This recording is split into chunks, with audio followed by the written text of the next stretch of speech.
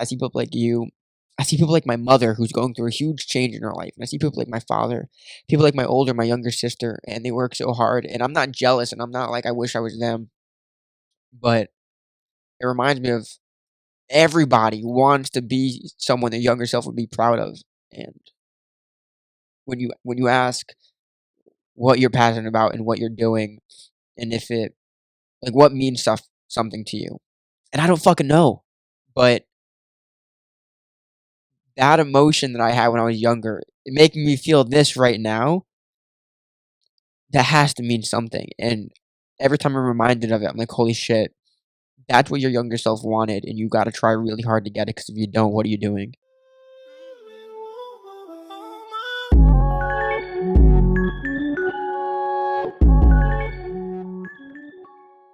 I was like, fuck, I really want to go to Boston, and I really want to see New York, and I was like, fuck it, and I Yeah, drove like 18 hours. it's awesome though. That's so cool. They Love just it. pick up and go.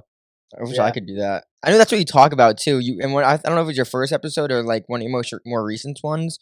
You were like, you always say that like, why can't you just go? Why can't you just get up and go? And you're like, fuck it, I actually did it. And like, Yeah, terrifying. I'm saying that now. Like, I wish I could do it, but I don't. I don't know. Well, no, so there's a bunch of stuff. Or before we get into it, because I'm very, very excited about this podcast. Welcome back to Joyage, everybody. It's Cage, your guide. I'll be replacing a little voice into Joyage for now, giving you a break from the constant internal monologue that is the human mind. I want to say first, thank you for listening and viewing on whatever platform you're on. If you haven't already, please hit the subscribe button, drop a like in this video, so other people can find the Voyage at Joyage Podcast. Now it's not at Joyage Clips anymore. We switched the podcast. We got a new logo and everything. It's dope. Maybe a new song. We had a new intro. So everything's dope. Today we have a wonderful guest, a wonderful, wonderful guest, a very exciting guest for me because I'm a podcaster. He's a podcaster. We got Marq with the MGC Podcast. Yes, Welcome, Marq. sir. But yeah, this dude. So not this dude. Easton is who connected us originally, and you and him had a podcast, and I listened to that podcast. It finally came out, and I had a quick question though, because I was like, so when you record and then you upload, like, because your YouTube is like, or like I don't know if it was me being weird or if it was like the thing, but like I found on your YouTube and then like your other social medias, you have like episode 33 somewhere, then it'd be like episode 10. So are they separated on purpose, or did I see that wrong? No. So I have playlists on my YouTube too, and you can actually go see what episodes are when. And I have a playlist called All MGC Episodes, and it's every episode in order. But on my regular video list, it goes in order, but they're separated by my second series, which is called Screenshots, which is a movie series, and we review new movies and TV shows and stuff. So that's really, it's just separated by the movie series podcast, but otherwise it's basically in order. It's just chopped up by the other series. Yeah, I don't know if I was answering that correctly. I think that's no. I mean, yeah, I was just wondering. I didn't know if it was like my computer messing up, but no.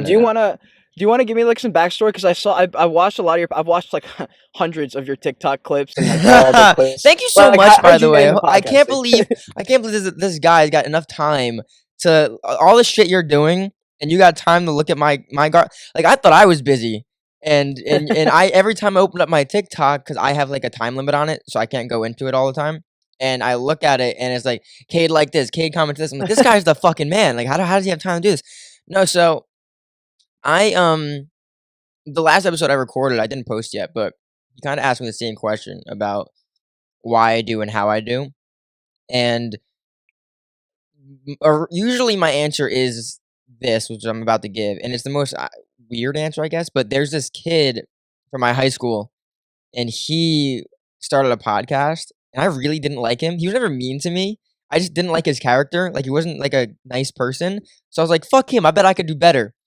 And then I did it. And I'm not that as much better. I mean, like, whatever. But I did it. He doesn't even post anymore. But the other thing is, I went to college.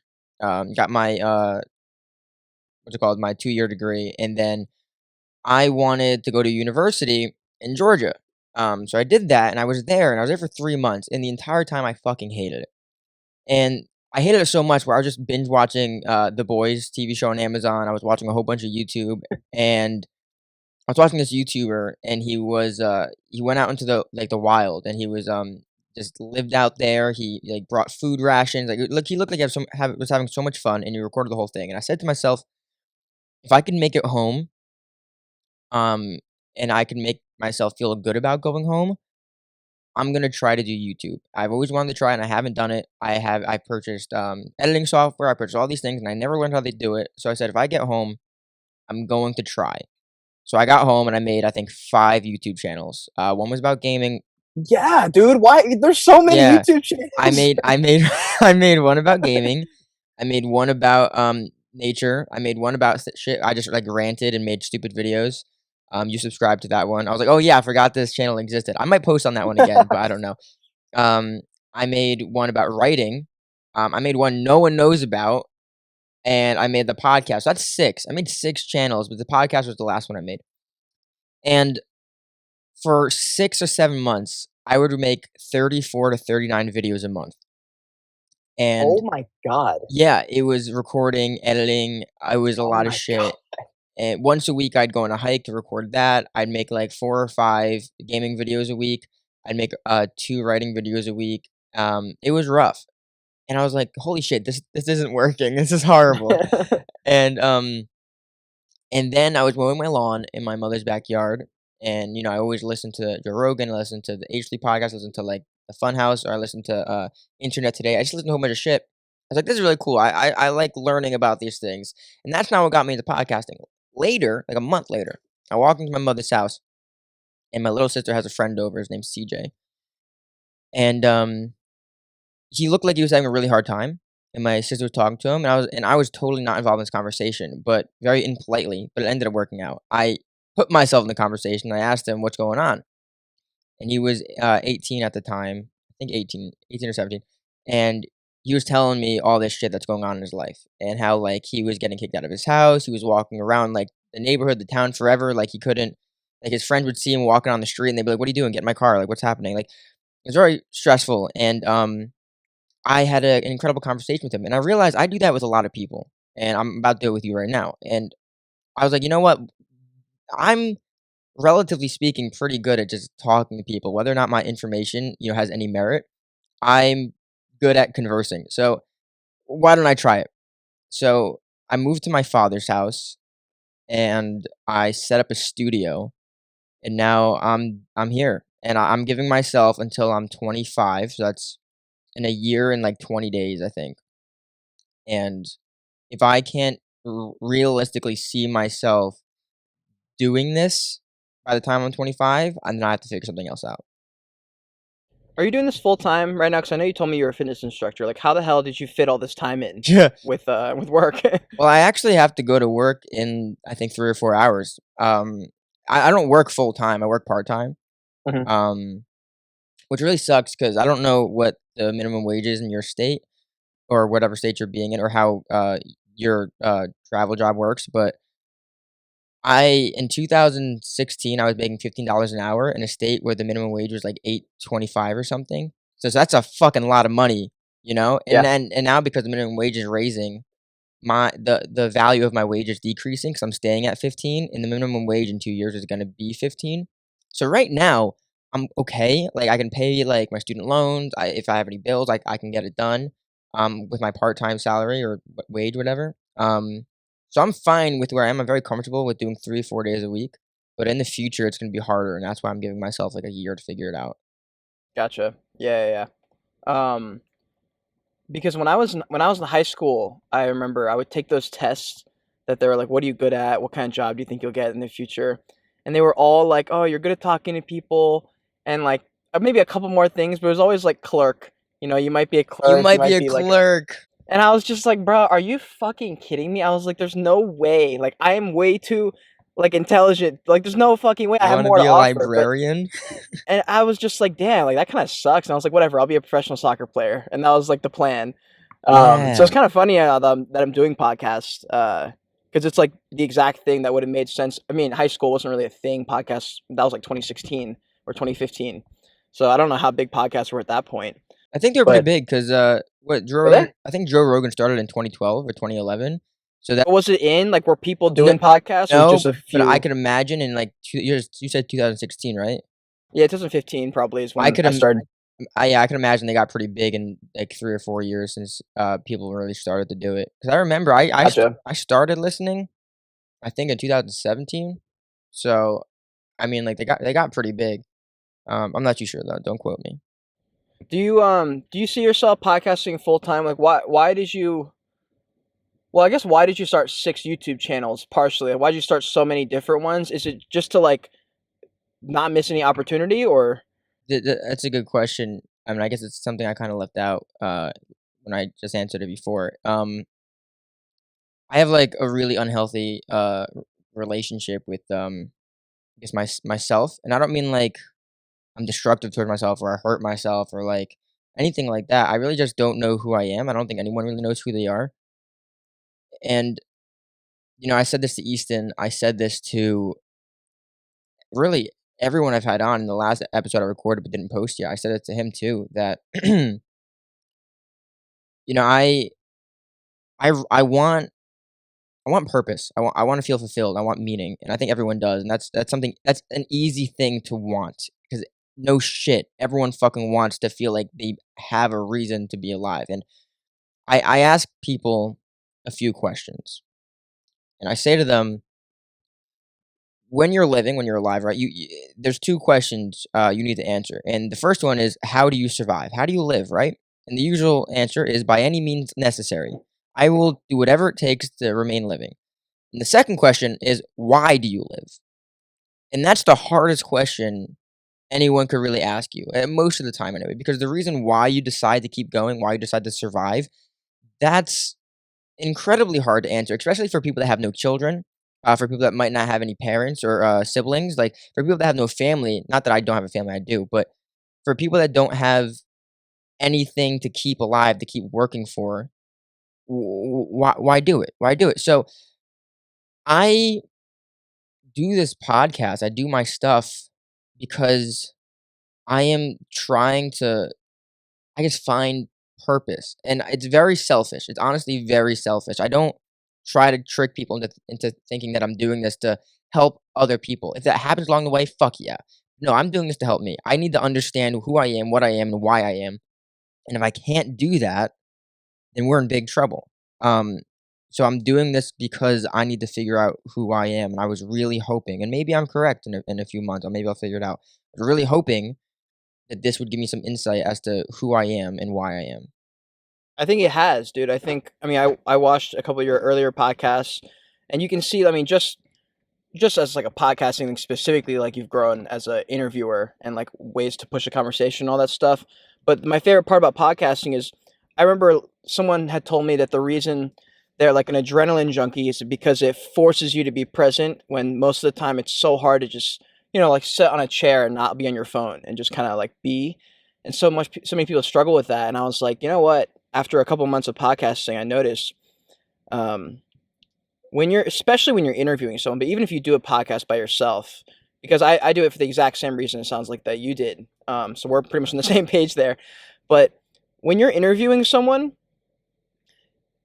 it's only this like moment. Like I can't focus on anything else. If I focus on anything else, I'm not gonna be able to like do this. You know what I mean? And so it forces you to be super, super present in like a different way because you don't think about it because you're so like focused on the interview. You don't want to be like daydreaming or thinking about this and that because you're gonna miss something that they said, or you miss a great opportunity for a segue or whatever. All the things that we have to think about in our heads. And it's so powerful. You get 2 hours of like focus and just like pure just being present. And Easton talks about that all the time, where he was like, there's no like I don't know if you've read The Power of Now or any of those kind of books where they talk about the fact that you can't be somewhere in the future. Like you can't be free in the future. You can only be free right this moment as the moments go, because there's no moment like in 3 months where you go, I'm good. It'll just happen like during the days. And then the rest of the time, you're just kind of anxious anyway. Like Easton said, you do it anyway. You do it anxiously. So even if you're nervous and self-doubting, you go anyway. And that podcast had so many great insights. If you haven't, for anyone listening, if you want a great podcast, you should definitely listen to that episode. I'll link it below. Man, I was on a walk and I was listening to that and I was like, damn, there's so many good things in this podcast. Thank you, Kate. That means a lot. I think you would feel the same way when I say that. hearing stuff like that, getting comments, whether in real life or online, it means a lot when people say shit like that. Because like maybe for people on Twitch or people that live stream, you get feedback, not easily, but like when it comes, you're like there in the moment. But Mhm. on YouTube, like people might click, but like you don't even know if they're really watching or listening. So when they comment though, oh my gosh, it's incredible. Well, what we're doing is great because I saw on your TikTok it's mainly clips, just like me. And so for me, like the way my brain works is I want this is like a 20-year vision for me. This is the only thing in my life that is like I have an actual vision for. This is something I want to do, even if I'm not being paid for. It's just fun, like this is cool. Yeah, Like, we're you've just made some talking. pretty great progress. Thank you. I appreciate Yeah, that. absolutely. But for me, like I want to cultivate an audience too. Like I might as well. And yeah, it's just like you said, it's selfish. Like I want it for me, but if I can help people, then dope. And if you can make a community, if you can grow a community from the ground up, from like 0 subscribers, and actually cultivate like a core audience. Like I have like now probably 40 to 50 like loyal people every single time tuning in, listening to what I'm having to talk about. So the course of like 20 years, I'm like, well, that should work. Like it should keep going a couple every month even. And that's how I feel like you should build a brand, even though that's not how I thought about it at first. It's just kind of how it happened. And with TikTok, I'm curious to know what your thoughts are on this. With TikTok and TikTok growth and TikTok branding, the people who are blowing up on TikTok, I don't know how strong their fan base is because it's all short form content. I don't know how much you can fit that's like valuable in a 60-second clip versus if someone listens to a 2 hour podcast, they're way more invested in you, right? So I could give you a really good example of what you're saying on my side because I'm not gonna give a name because it'd be very rude of me. But there is a podcast I did, and I had such a blast. Like one of the best guests in terms of energy I've ever had. Incredible, so much fun. He was the fucking man. Uh, but he has a lot of TikTok followers, and I mean a lot. And I was so excited. I was like, oh shit, me and him are Yeah. gonna talk. It was gonna be a great time. So many people are gonna like watch it. He got like compared to his TikTok followers, like basically 0 views. He got views, of course, but basically 0, relatively speaking, to his followers. And I Yeah. realize it's because, although he is magnificent to talk to and he has very valuable information, most people don't care about what he has to say. They just care about what he Mm, does in those 5 seconds, 15 seconds. And I realize I'm like, holy shit, there's the divide. I found it.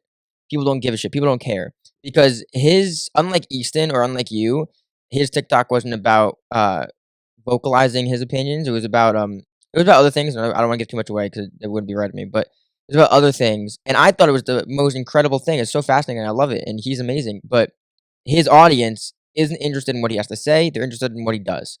Um, so I realized that. So yeah, so on TikTok, like you're saying, it's short form content versus long form content, and you're totally right. Like most people aren't gonna give this the time of day, and if they do, it's gonna be about 45 seconds, like, at most.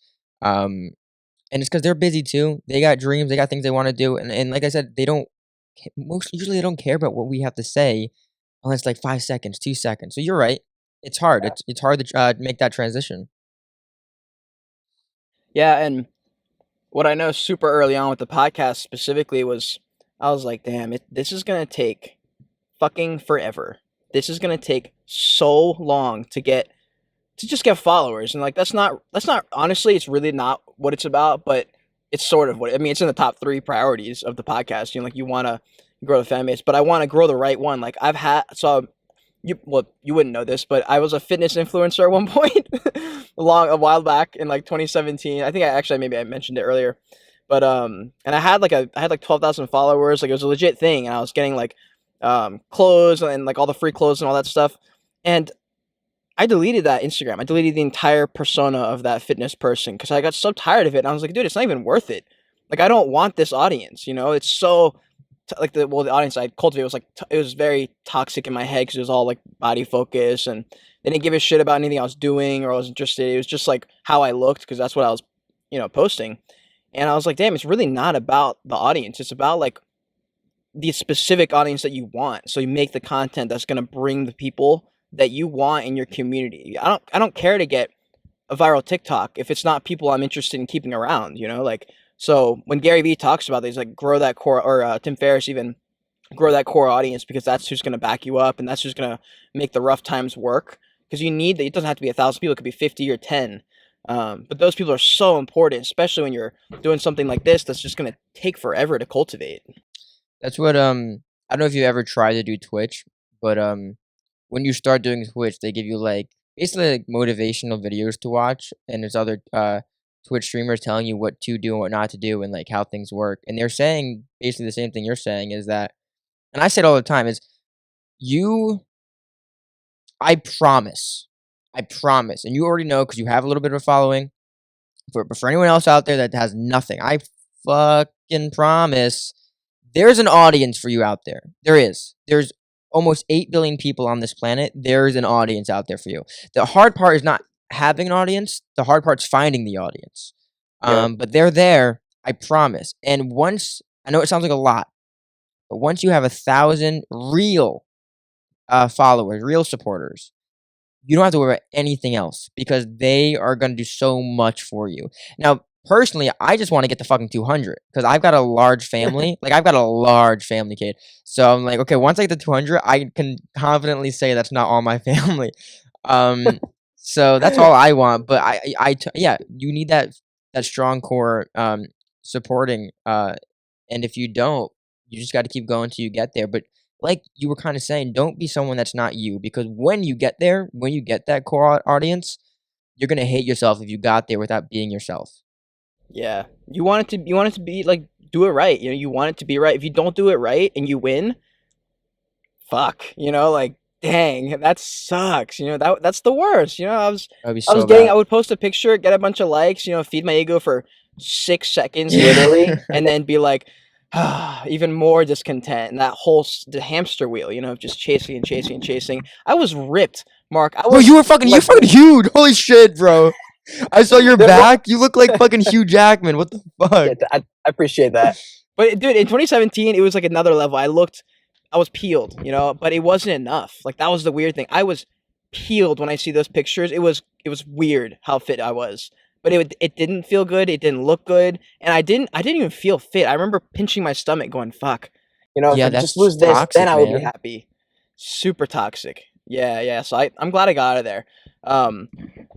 But also with your podcasting, I tried to go through like as many videos as I could. I couldn't find any interviews of you. Have you ever been in an interview? This is my first time. Let's fucking go. Let's fucking go. Yeah, this is the first time someone chose to interview me. I have a problem though, because I talk a fucking lot. Like, I can't stop. And I'm trying to get better at, like, you know, sharing time with people, but I do talk a lot. So I knew, I was like, I can't do anything of myself, at least not yet, on my own channel.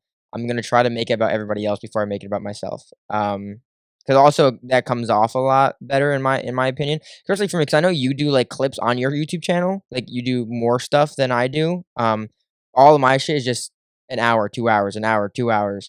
So I don't want to make one of those just me yet. But you started with I don't want to talk about the person because he's kind of in hot water still. But Chris D'Elia, he's a comedian, and he has a podcast where he just talks to the camera about whatever the fuck he finds online. That shit's funny. It's fucking cool. And you have the gift of gab, right? Where you can just talk without, you know, getting interrupted by yourself. So I think you were really good at that because that's what you wanted originally. What I wanted originally was to get somebody else on. So I think that's just that's crazy because we have totally like switched beginning points then, because like, yeah, I never wanted to interview people. It was never ever going to be a guest podcast, and I did one just because I was like, I want to just try it. But after that I was like, nah, I don't want this to be a thing. And then I just like do one after another, and I was like, you know what, like, this is actually fun. I'm getting better at it, and I'm learning about myself more than I ever did on the ones by myself, even though those opened up the door, I think. And I think you would do well. They're more for like venting, and I don't know, man, people can listen to that, you know, like I've listened to some of your like 1-2 minute rants, and I know you have more. And I do. I privated all of them though. I know when you're talking that you're thinking like, oh shit, I probably should stop talking soon. It's been like 2 minutes. Like, that's what I think about if I start rambling too much. Yeah. On my interviews, because I'm like, shoot, this is supposed to be about them, and I've been talking for 2.5 minutes, and I haven't gotten to a point yet. Yeah. I just forget. It's so stupid, bro. You're right, man. I'm so bad. Someone commented recently on my it's only on my second episode. It's with my friend Jessica. My second episode, someone commented, "Bro, dude, let your guest speak." And I was like, "Yo, this guy's he's fucking right."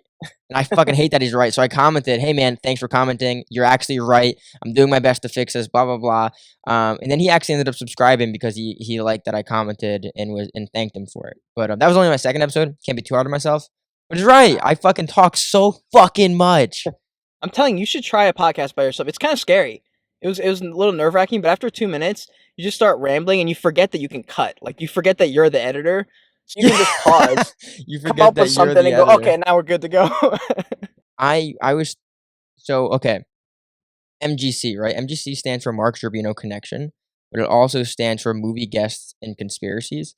Right now right now I have a movie podcast. I have a guest podcast, and in like 6-7 months, if I can, I want to make a conspiracy podcast where we talk about like weird internet things, weird real life things, or political things. Like, whoa, what the fuck is that? That'd be a lot of fun. Don't know if I could do it, because that would involve another person and a lot of logistic things. But thinking about, okay, so maybe in a few months I'll do my own personal podcast where it's like just specials, and I do it once a month, once every 2 months, and it's just me because I don't want to put too much on my plate.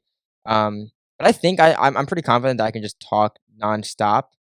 The problem is I want to make sure I have good reasons to talk nonstop. Because like you said before, you build your audience based on what you do, and it'd be hard to at least it feels like it would. It'd be hard to transition people into, okay, now Mark's just going to talk about something you didn't ask him to talk about, you know? Right now, and I'm sure you'll understand, although you don't do it as much as I do with the guests. Right now, the biggest thing getting people to my channel is that I'm inviting other people on. They're my fuel.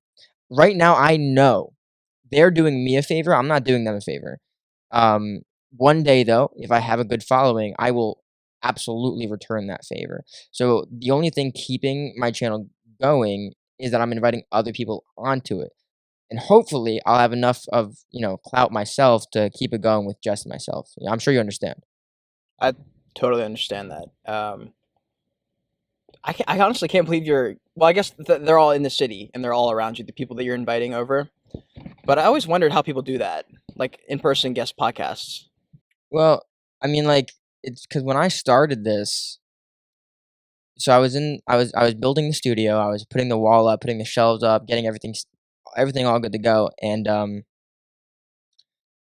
I knew who I wanted to ask on, but I didn't ask yet, and I had like a list of like 12 people. And I was like, all right, I'm gonna message them all, let them know what I'm gonna do, and maybe like 5 or 6 of them said yes.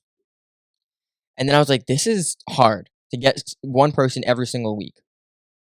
But I ended up doing it. I just message people on Instagram, and I have a pretty good like script that I give people, and it's usually different every time because I have to personalize it and stuff. But it's basically like, listen, man, I know I'm small time, and it's true. And none of it's a lie.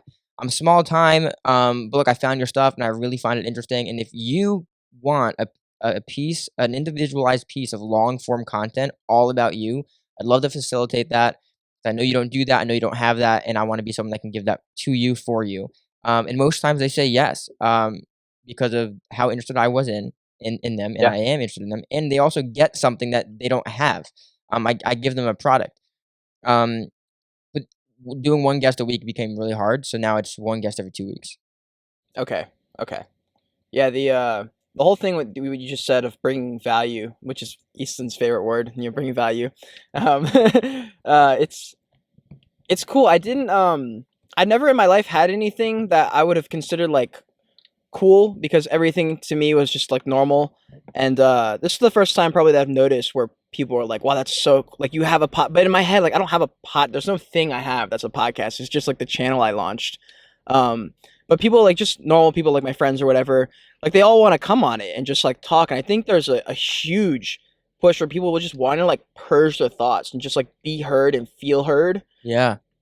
And I did that with my parents. Like, that was one of the big things I've learned on this whole trip, and we'll probably get into it on our next interview, hopefully where I'm in Jersey. But I fucking hope. Don't get. Well, yeah, no, it'll happen. But I had like opened up my parents. I was like, yeah, it's been a bunch of issues, and like I'm trying to heal all this trauma and whatever. and just them like being willing to listen, and then me just being able to speak at length and just tell them how I feel, not point fingers or anything, just be like, this is how I'm feeling, this is what happened, and whatever.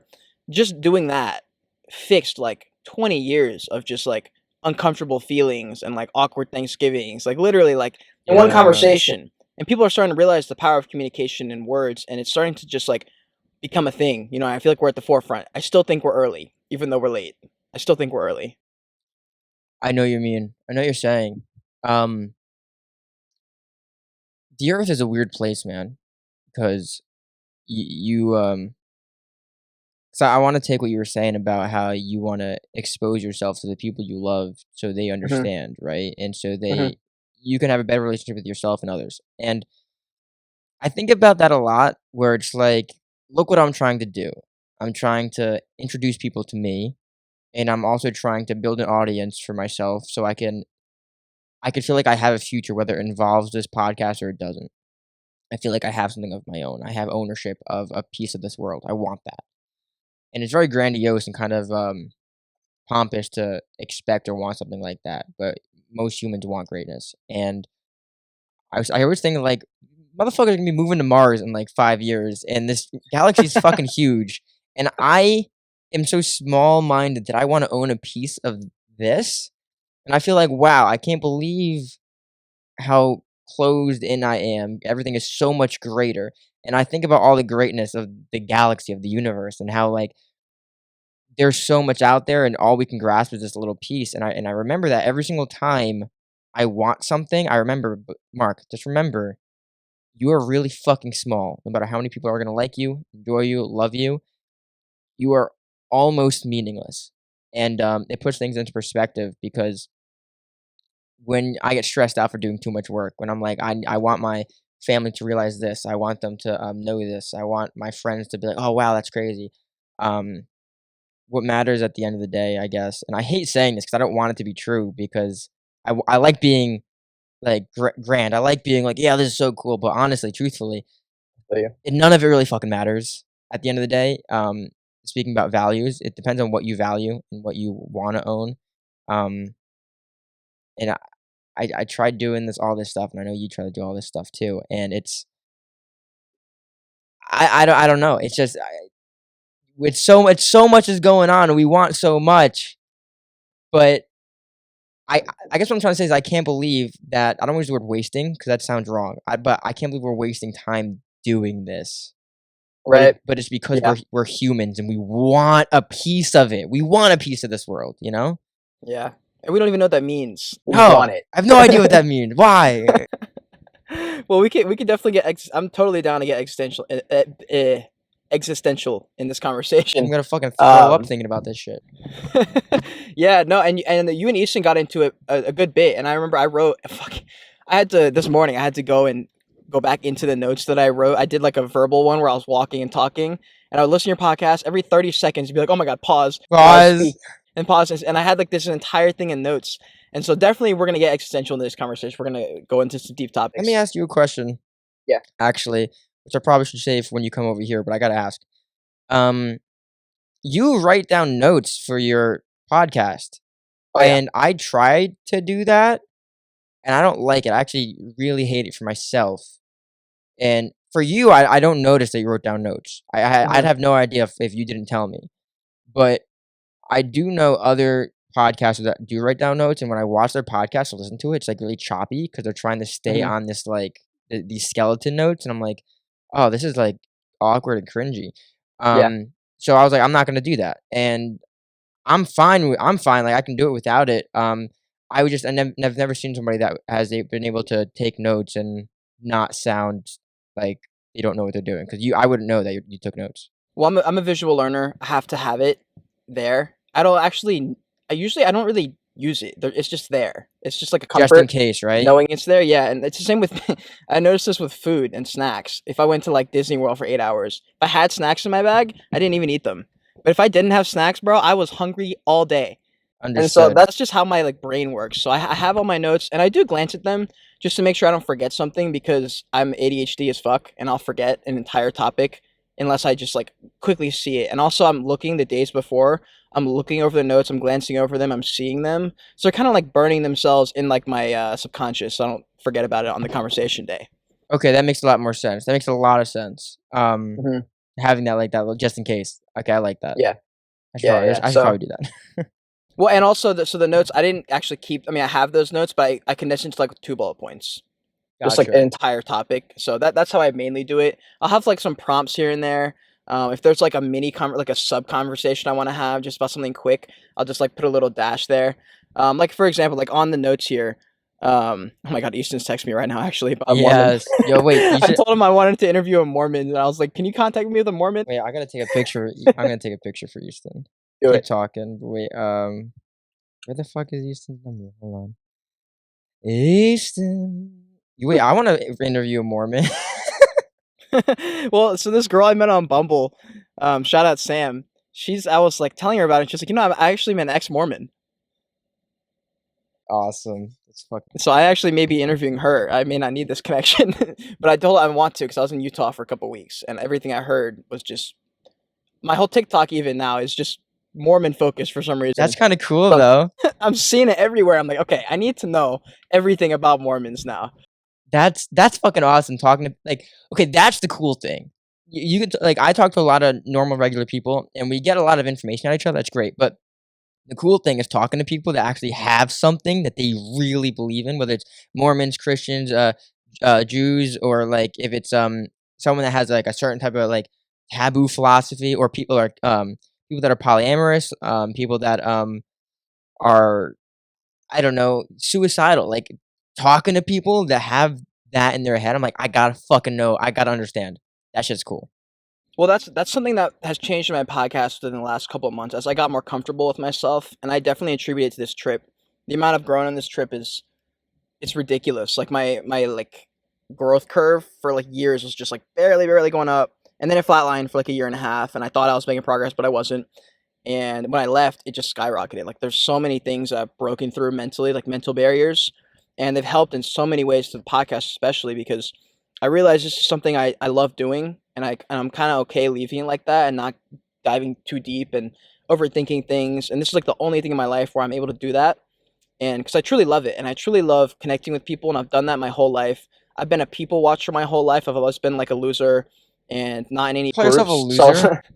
and yeah, I was. Yeah, trust The me, I hell was a out of loser. here. And so everything I did was studying people. I was like, how the fuck is that guy so popular? Why does he get all the girls? Why is he? So I was always studying people.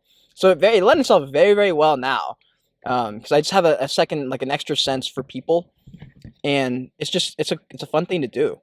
I think your Um, story is very desirable. I think a lot of people want to do what you've done, and I think when you get to where you want to be, or above where you want to be, I think yours is gonna be the coolest story to learn about. Like when people go to like, how did this guy get to where he is? How did Tom Cruise get to where he is? And like they do like that 3 minute recap of his life, like on fucking oh yeah, Facebook yeah, or something. yeah. Like yours is gonna be so cool. Like, and he traveled the country and like, what? That's fucking cool. Well, that was part of the reason I left. I was like, yo, I need to do something. Like I haven't done anything cool. Like everything's just been. I think I'm like different, but like if you put it on paper, all I did was like play club soccer and like go to college. Like nothing crazy happened here in my life. Yeah, no, And yeah. I was thinking that I don't know if like you're gonna do this like next year or the year after that, like the traveling thing. I don't know what your plan is, or if you even if you have one, but I don't. I think it's so cool. Like it'd be so fucking. You know what's the cool shit about doing this podcast shit is that in the event that like I want to go like a cross country road trip, or like I go to Texas or I go to Washington or something, I can just like call whoever I interview and be like, yo, come hang out. Like you know what I want to do so bad. I want to do, and I think you should do this. I want to do the United States alien road trip. It's from the East Coast to the West Coast. You hit all the alien hotspots, and you all look at all the historical locations. And I want to do that so bad. And I'd be like, "Yo, Cade, come find us. We're in Louisiana now. Like, it'd be so That's fucking yes. cool." Well, that's what I'm doing. Like that's what my friend in Utah did. She was like, "Hey, I'm coming to Utah with my family. You around?" And I was like, "I can't be in 12 hours." And I just drove down to Yeah, Utah. And so that's a reality. And that's another thing I didn't think about. Like when I left on the trip, it was all about creating cool videos and like vlogging. And after like a week, I realized that's not at all what this trip was. Um, but man, Wow, we went on a hardcore tangent about my life. I feel like I forgot this was an interview about you. Bro, when you do the interview with, have you ever been interviewed other than? I haven't either. I Okay, haven't either. so you're gonna realize how much more comfortable it is because like you don't have to worry about coming up with anything. It's so Yeah. fucking great. But like, no, like that was a great. I guess you want to call it a tangent. I don't give a shit. That was I want I desire so heavily to know about what you do and why you are. So excuse me, pardon me. I need to know that. I'm very curious. Nah, it's totally fine. It's flattering. It's cool. I've actually never been asked questions like this. It's the first time in my life I've done anything. Good. Then Well, when you anyways. come, no, hold on, wait, because then when you come on, it's gonna be like you're gonna be bursting at the seam. Perfect. I don't have to do True. anything. No, very true. Yeah. I can't believe we have to wait till October. Damn. Oh yeah. I mean, like I always tell you could record sooner, but it won't be posted till then. Oh, right. Okay. Yeah, we'll figure that out because I do have to come back to the East Coast at some point. Yeah, well, honestly, Uh, yeah, like, and I make exceptions. Like, I'll do 3 or 4 episodes in a month. Like, I don't care. It's Mhm. just that I have to fill the first and last Tuesday of every month. Well, so speaking of a packed schedule, um, and I heard a little bit about this on your last podcast with Easton, how you were, and you just said in the beginning you were like, I'm very uncomfortable with like knowing myself, like that type of thing, and identity stuff. Um, I'm sure you do, but do you set aside time for isolation, reflection, introspection at all? How dare you, kid? No, okay, so I said this like 4 times already. But the podcast I just recorded but didn't post, he asked me the same thing, or he was talking about the same thing, and I've given no time to for myself to do anything but prestige, and that sounds really stupid because it's not like I'm actually accomplishing anything. I use the word prestige as a like I use it satirically because it's like I'm being an idiot. Um, I don't give myself time to take a break. Um, but I'm aware of that, and I think that's why it's okay. I Mhm. know I need one, and I don't give myself one, and that's why it's okay. If I didn't know that I was overworking myself, then it'd be a problem. But I know I'm overworking myself because I feel like I'll only have to do it for X amount of years. I won't have to do it forever. So Sure. I don't give myself any time to meditate or chill or just sit in silence. If I find time where I'm doing nothing, I have to read something. If I'm not reading, I have to edit. If I'm not editing, I have to go to work. Like I always have something to do. And I don't know. That's just how I've been living my life for the last like year and a half. Well, it's tough to because um, when I was listening, I could hear the frustration in your voice a little bit when they were talking when you guys were getting deep, and talking about it. And it's difficult because in my head, I think our generation before this, our parents were ignorant in the sense that they just didn't have internet, so like they didn't know these things that we know when we're 20, and we're having existential crises at 20, you know, Yeah. and I believe this, even though my parents deny it. I believe that everyone has that existential crisis at 20, but I think only probably 5% of people dive into it and go uncomfortable and sit in the uncomfortability and sit in the stress, sit in the self doubt, and go head first into that and lean into that and deal with it now. Because the other 95%, if you don't, that happens again 25 years later. You distract yourself for 25 years. And the thing is, for them, they weren't even aware that they were distracting themselves. It's different for you, you're aware of it, which means you'll probably make some changes throughout it. You're not just going to stay stagnant for 25 years, hit 50 and go, fuck, what did I just do with my whole life? I just wasted, or I did this and I didn't even want to. Or I think there's something to be said about just being aware and being able to like evolve and adapt. And I don't think that's possible if you're not aware of certain things. And it seems like you're aware, so I don't fully believe you when you say you don't set aside any time for introspection, because I don't know if that's possible without reflecting a little bit. And even in just moments, 2-second moments. Okay, maybe I misspoke because first of all, that was I really liked consuming everything you just said, but um, I I'm very self-aware. I think that's part of the problem for some things, Mhm. not all things, but I'm very self-aware. Um, and I do reflect all the time. I think. Have you ever read The Catcher in the Rye? Yeah, actually, in school. So I'm not gonna expect you to remember every line because no one does unless they're a maniac. I don't But remember yeah, anything but the that don't title. worry about it. I'm not sure what page it was. I think it was page 89. But I think it depends on what book you have. Mhm. Like what copy. But there's a part in the book where the main character Holden Caulfield, the entire time he's calling everybody a phony, he's calling everybody a fake. He hates everybody, and he's like, "Oh, these people they want this and they want that. Oh my gosh, if they could only see what they look like, they'd realize how stupid they are." Stuff like that. And there's this one scene where he's afraid to get in a fight, and he says, "I'd rather push a guy out a window or chop his head off with an axe than sock him in the jaw, because I can't stand to look at their face. I wish we could just both be blindfolded." So he's saying he doesn't want to get in a fist fight with somebody because he doesn't want to see what their face looks like when he does it. And he'd rather be blindfolded, he'd rather murder them with an axe or push them out a window because he can't do it. And you think to yourself, oh, this kid is afraid of confrontation. He's very easily intimidated, but that's not the case. What he's really afraid of is not is not them, it's of himself. He's afraid to look at himself. He doesn't want to reflect upon who he is, because that's the hardest thing to do. The hardest thing to do as a human is to be honest with yourself, to have self-reflection. The entire book, he talks about how everyone's a phony, everyone's a fake. Everyone's super fucking real. The only person that's a fake is himself. That's the whole point. He's a shitty kid that has horrible values, and he's mentally disturbed. Like, that's who he is. His biggest dream is to save children from growing up. That's what he wants. He doesn't want children to grow up because he understands how horrible it is to have to deal with real life. And he wishes for his sister. He wishes, she didn't have to become who I am now. I don't want that. And I understand that. And I think if everybody took a second to really read the book, or even like watch like a 10-minute review on YouTube, they'd understand that everybody is Holden Caulfield. Nobody wants the things that are to come that have to come. The reason why I say that is because I don't try to avoid self-reflection. I do it all the time. But that's never the only thing I'm doing. I'll be doing it as I'm doing other tasks. Because I feel like if I sit down and just think, which I end up doing accidentally anyway, I feel like I'm almost wasting time. Is it a waste of time? Absolutely not. Self-reflection is not a waste of time. I think the problem is having to sit alone with yourself. That's what makes it feel like it's a waste of time, because it hurts. It's the same reason why people like coffee so much. At least I make this joke to my girlfriend because she loves coffee, but people like coffee so much.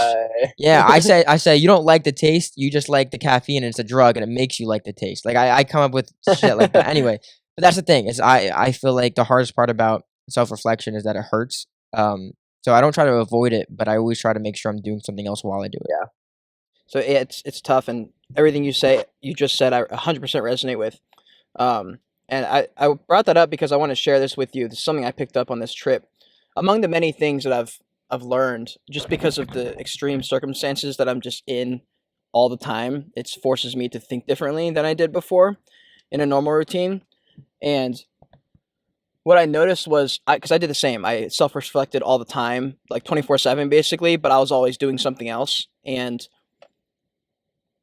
you're already struggling, and you're already feeling like ass when you're self-reflecting a lot, because you're like beating yourself up. I shouldn't have said this, should have done that. Like, why did I wake up on time, or whatever? And what I noticed was, I've been doing that shit my entire life. Like, my whole life I've been doing that from as long as I can remember. And it hasn't gotten any better. I've done the exact same shit. Nothing has changed. And I was like, you know what? I can't do this my whole life. And I think this was 3 podcasts ago. It was in the Harvard Yard. That's probably my biggest episode I've ever done, and it was by myself. And I had like this revelation while I was driving at 2 a.m.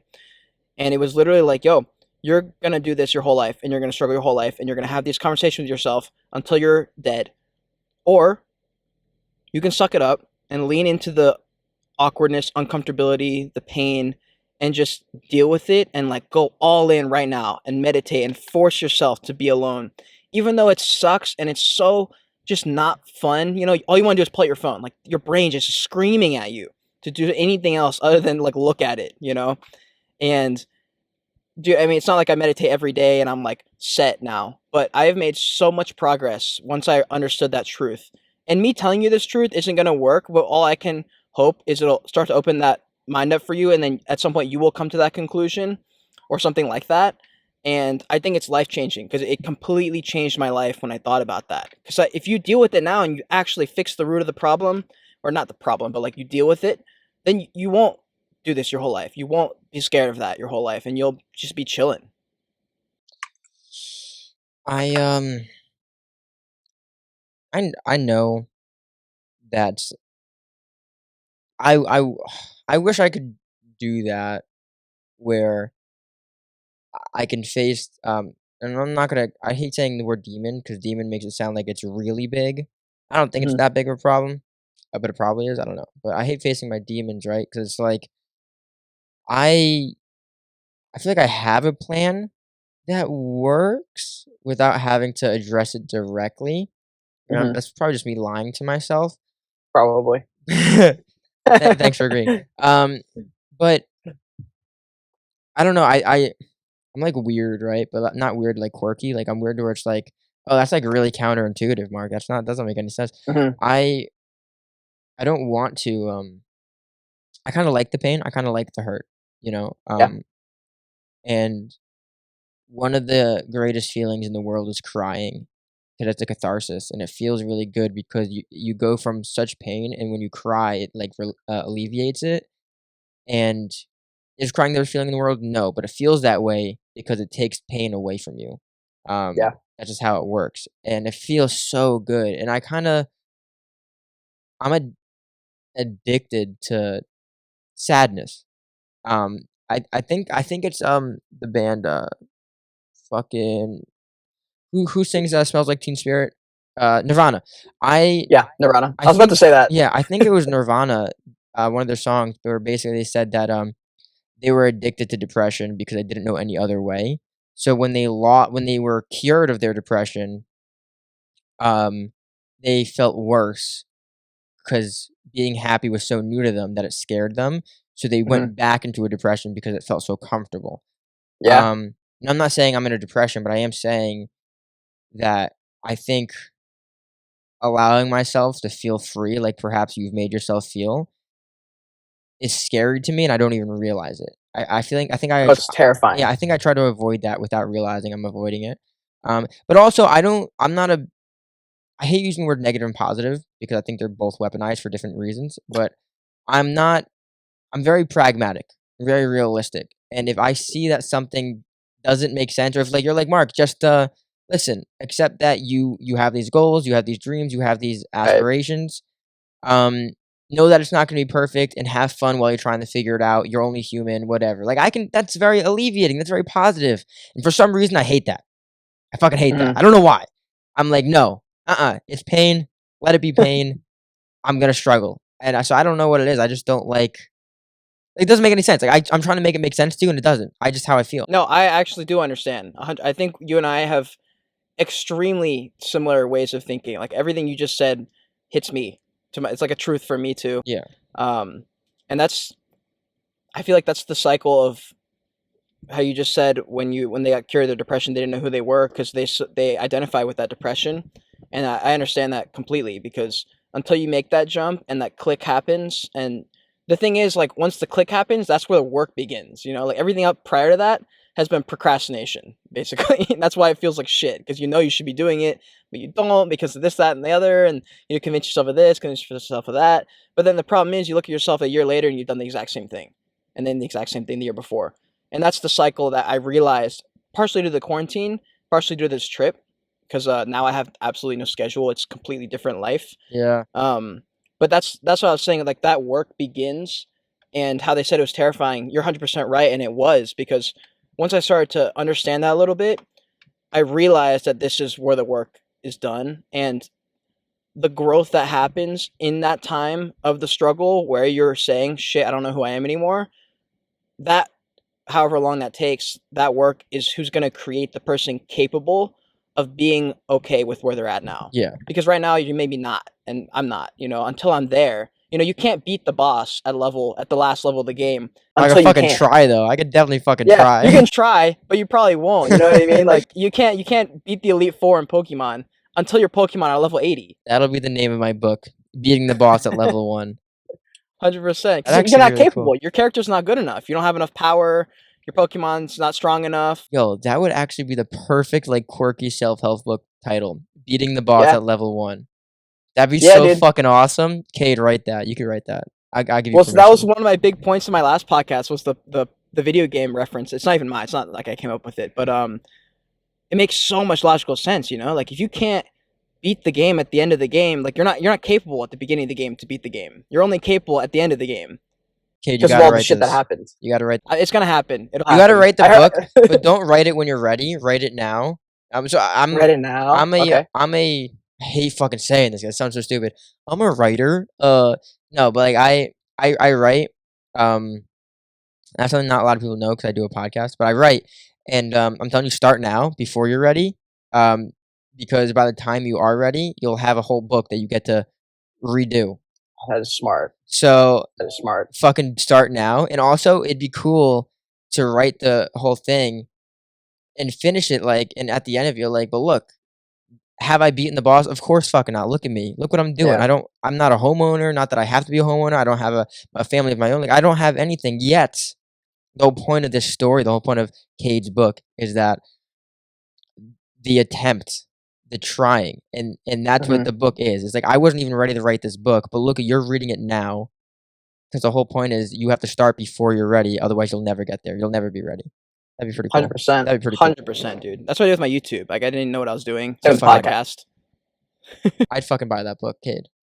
You should do it too, bro. You should write the book now. Oh, well, You've already started. it was your title. Your title was beating the boss at level 1. That's a cool fucking title. Like it's long. It's like that's too long of a title. That'd be perfect. It's a clickbaity title, though. Yes, You exactly. can't. Everyone would fucking buy that shit. Beating the boss at level 1.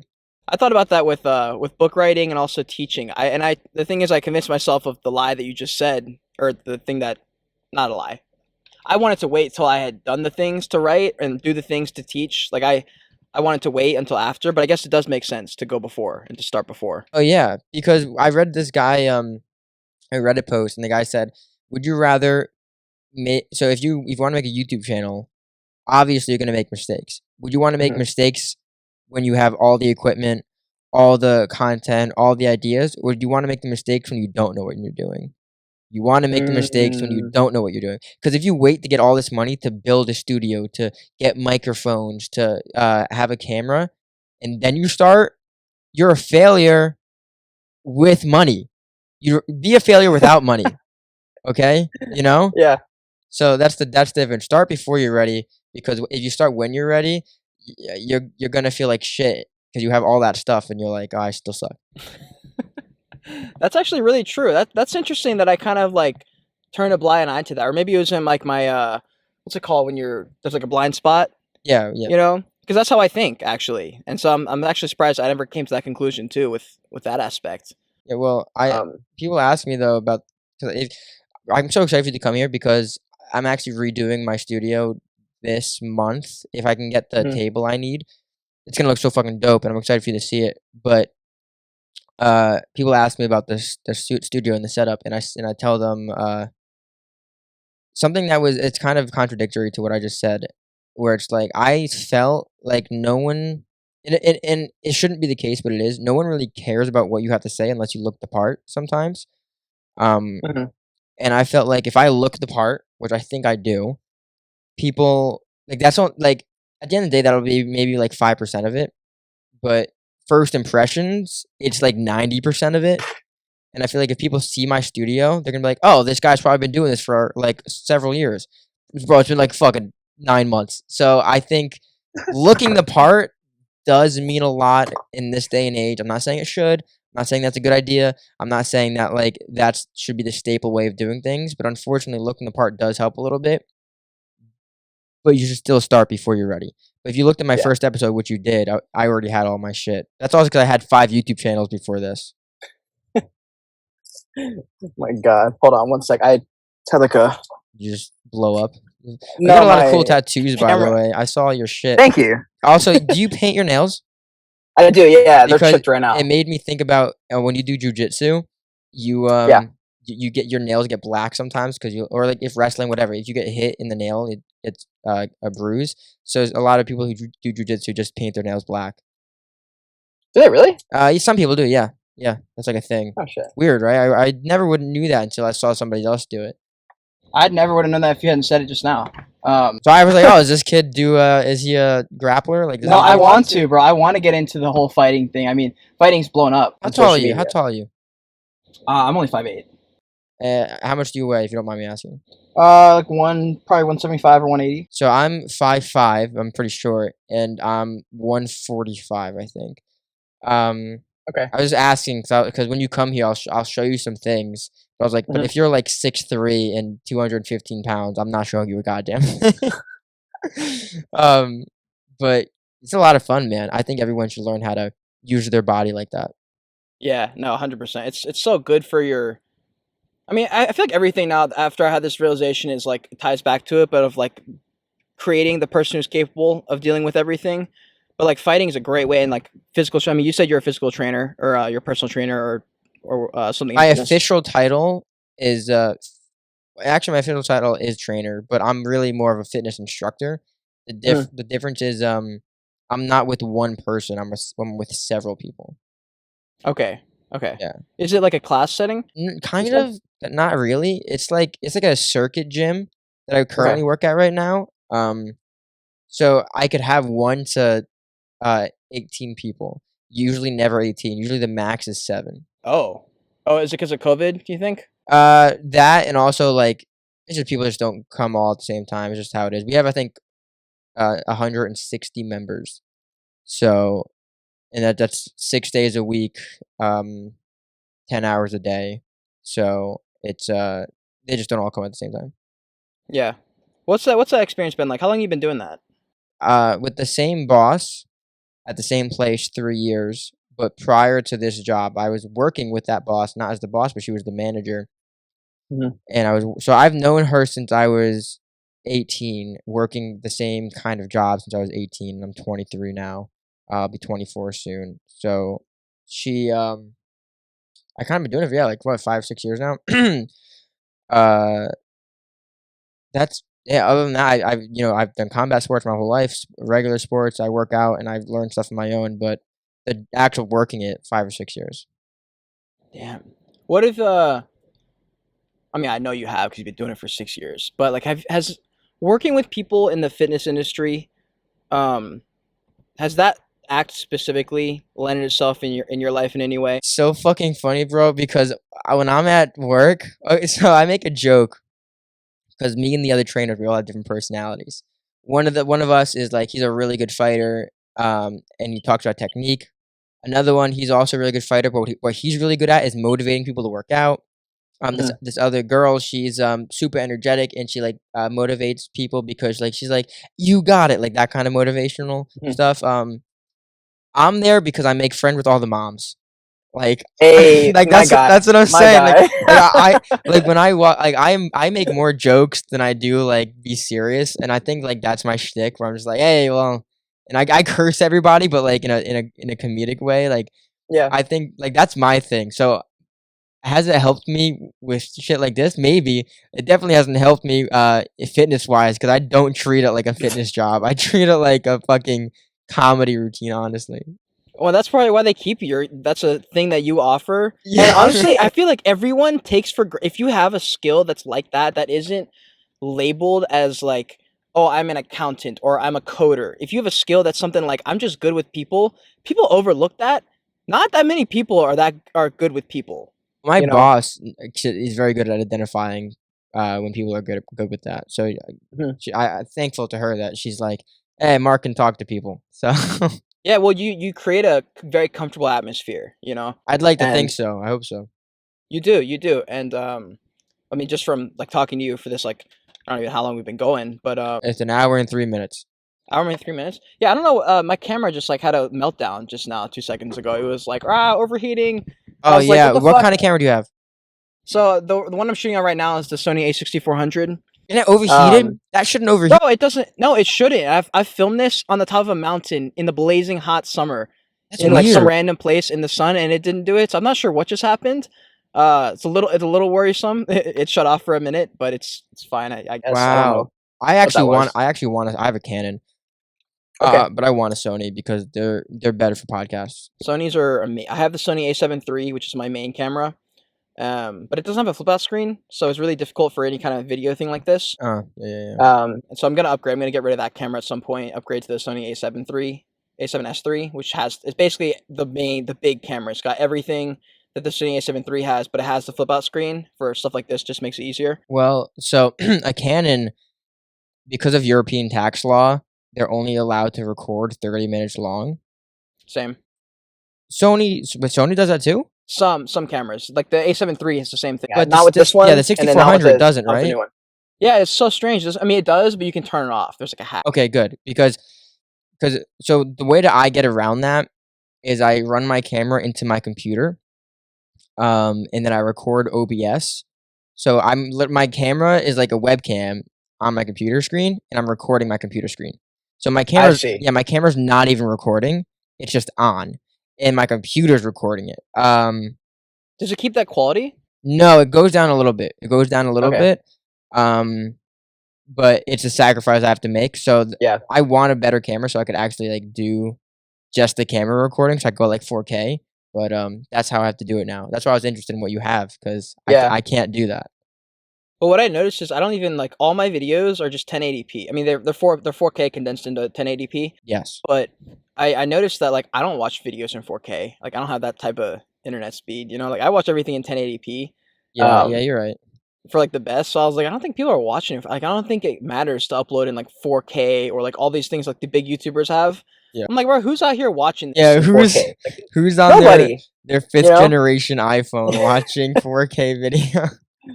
and like the same with when I want to record a podcast, I'll be on like a walk. Sometimes you know when you go on like a walk or a drive, you just start like ranting. Yeah, of course. And I was like, man, I should just record this. But in my head, I was like, well, I want to have my mic. But then I was like, dude, I've listened to so many podcasts where it's like two people on the phone. It's just shit quality. Man. You know what you should do? This is like the third time I brought it up. You should do Twitch, and you should do IRL. so? You should do IRL streaming, where you just stream your everyday life. The only problem with that is it would consume a lot of you. So maybe you like do it once or twice a week. But people just stream their everyday life, and it doesn't have to be exciting. Like they stream themselves like ordering stuff from McDonald's. But like yours would be like, oh, okay, day 326 of not living at a home and traveling the world. Like if that doesn't get viral, I don't know what would. Like that shit's cool. Yeah, it's called IRL streaming. IRL streaming and Twitch. I thought about streaming. I'm not a big fan of. Have you ever tried vlogging before? I'm like my nature hike stuff was kind of was a vlog, but I only did like maybe like 10 of them. Did you notice like when you're vlogging, it sort of takes away from the experience? Yes, that's why I stopped. A little bit. Absolutely. Okay. Same. Yeah. It's I don't know. Like when you go to a mountain, you have to go like, oh wow, look at this mountain. Oh But wow, look at this in mountain. real life, you're not gonna fucking say that. You're just gonna look at it and be like, oh nice. I try to be introspective, but then yeah, it's like I don't want to look at the screen the whole time. I did go to this one place though for one of my nature vlog things, but it wasn't even about nature. We went to this abandoned psychiatric hospital for children, and it was so creepy, man. It was so creepy. I'll have to send you the link to that just so you can watch it. But and I don't even expect you to watch the whole thing. Just like skip through it because it's fun. It's fucking creepy, and we found papers on the ground that kids wrote on when they used to go there for help. And it was talking about how these like 11-year-old, 7-year-old kids were like suicidal, how they like didn't eat food, like how they were like mistreated. It was weird, man. Wow. Very interesting though. Very, very. Wait, you said that was a place you visited? Yeah, it's called I'll find what it's called right now. But yeah, it's abandoned, and we had to go look. We wanted to go. We were like, all right, yeah, let's go check it out. Of course, and yeah, it was just super creepy. And like we brought a knife just in case, because even if like there's a homeless man who's like on like drugs, we're like Oh just my in case. We God. don't know. But there's like, like a pocket knife. yeah, well, no, I'll show you the knife. Actually, hold on. It's a legitimate knife. Oh no, it's a huge. It's a K-bar. It's like the knives they put on as bayonets. Yeah, it's pretty fucking big. Shit. Okay. Yeah, it's like Oh my God. 9-10 inches. Yeah. Jesus. Wow. Okay. Just in case. I don't fucking know. I don't know. That's smart. I thought you had a little pocket knife. That's no, funny. no, we brought a pretty substantial looking knife. It's called Arthur Brisbane psychiatric hospital, whatever. But Arthur Brisbane, and that's actually the first video I think I made. Yeah, it's the first video I made for my nature walk stuff, and it's like the only one that I tried super hard on, and it actually came out pretty well. Oh man, did it really? I thought it did. I mean, if my first video on this channel and my like 5th YouTube video ever, I think it came out pretty good. Hell yeah, dude. That's a great feeling when you go out to get a video done and it goes well and you feel like you nailed it. And it's a good feeling. Or when you're editing even and you go, fuck yeah, you know what? This is good. This makes sense. Yeah. Like, Yeah. together really well. It's a good feeling. I see when I posted exactly May 22nd, 2020 is when I posted it. Wow. Yep. Damn. So you've been doing that that was before your podcasting journey, right? Oh yeah. This podcast is like 8 or 9 months old. Wow. Do you feel any different with your podcast versus your YouTube channels and anything else that you do? In what way? Like, because like for me, like I don't want to put words in your mouth, but like for me, the podcast is like my main thing. This is my favorite thing to do. I just didn't know is podcasting like your number one thing? Gotcha. Or, like, do you love other things? I understand the question. Okay, so I keep going back to I really like storytelling. When I was younger, I was like absent from school for like 40 days out of the year every year because I have an autoimmune disease that breaks up into 2 deficiencies. I was sick all the time, but not like unbearably sick. Like I was sick, but like if I wanted to, when my parents left the house, I would just like play everything and run around like. But like I probably was really sick. I was just really used to it that it didn't faze me. But I watched a lot of movies, and there was this movie I watched which I think everyone should try to watch. Not because it's like it'll change your life, but it changed mine. It's called Seeking a Friend for the End of the World. It's with holy shit, who's the guy from The Office? Steve Carell. It's with Steve Carell, and it's about the end of the world and how this guy like finds love. It's just it's beautiful. And I watched it and the credits rolled, and I realized when I was like, I don't know, 10 years old, I said to myself, I want to make a kid feel like I just did when I get older. And it made me realize I want to tell stories. Is that what this podcast is doing? Not really, no. But it's always kept me back and kept me going back to writing. And that's actually, I said to myself, once August comes, because my work schedule changed, I'm going to start writing more. And that's, I don't want to use the word love because I think I'm afraid to use it. That's a lot of commitment. But I really enjoy writing, and I think it does a lot for me. And I do enjoy the podcast. But I think those are the only 2 things that I have goals for. Damn, bro. I feel like I'm talking to I feel like you're my alternate ego or something, or a parallel universe version of me.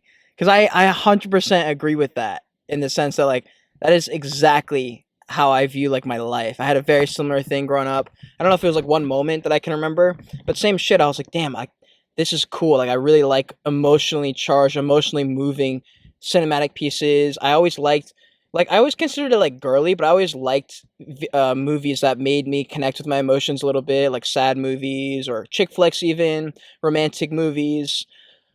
I mean, like, I'm gonna like start crying. Like, I mean, like that movie, it did a lot for me because I remember like every time, and that was before I had my first girlfriend when I saw that movie, and I wanted to show it to her so bad. I was like, I didn't tell her much about it,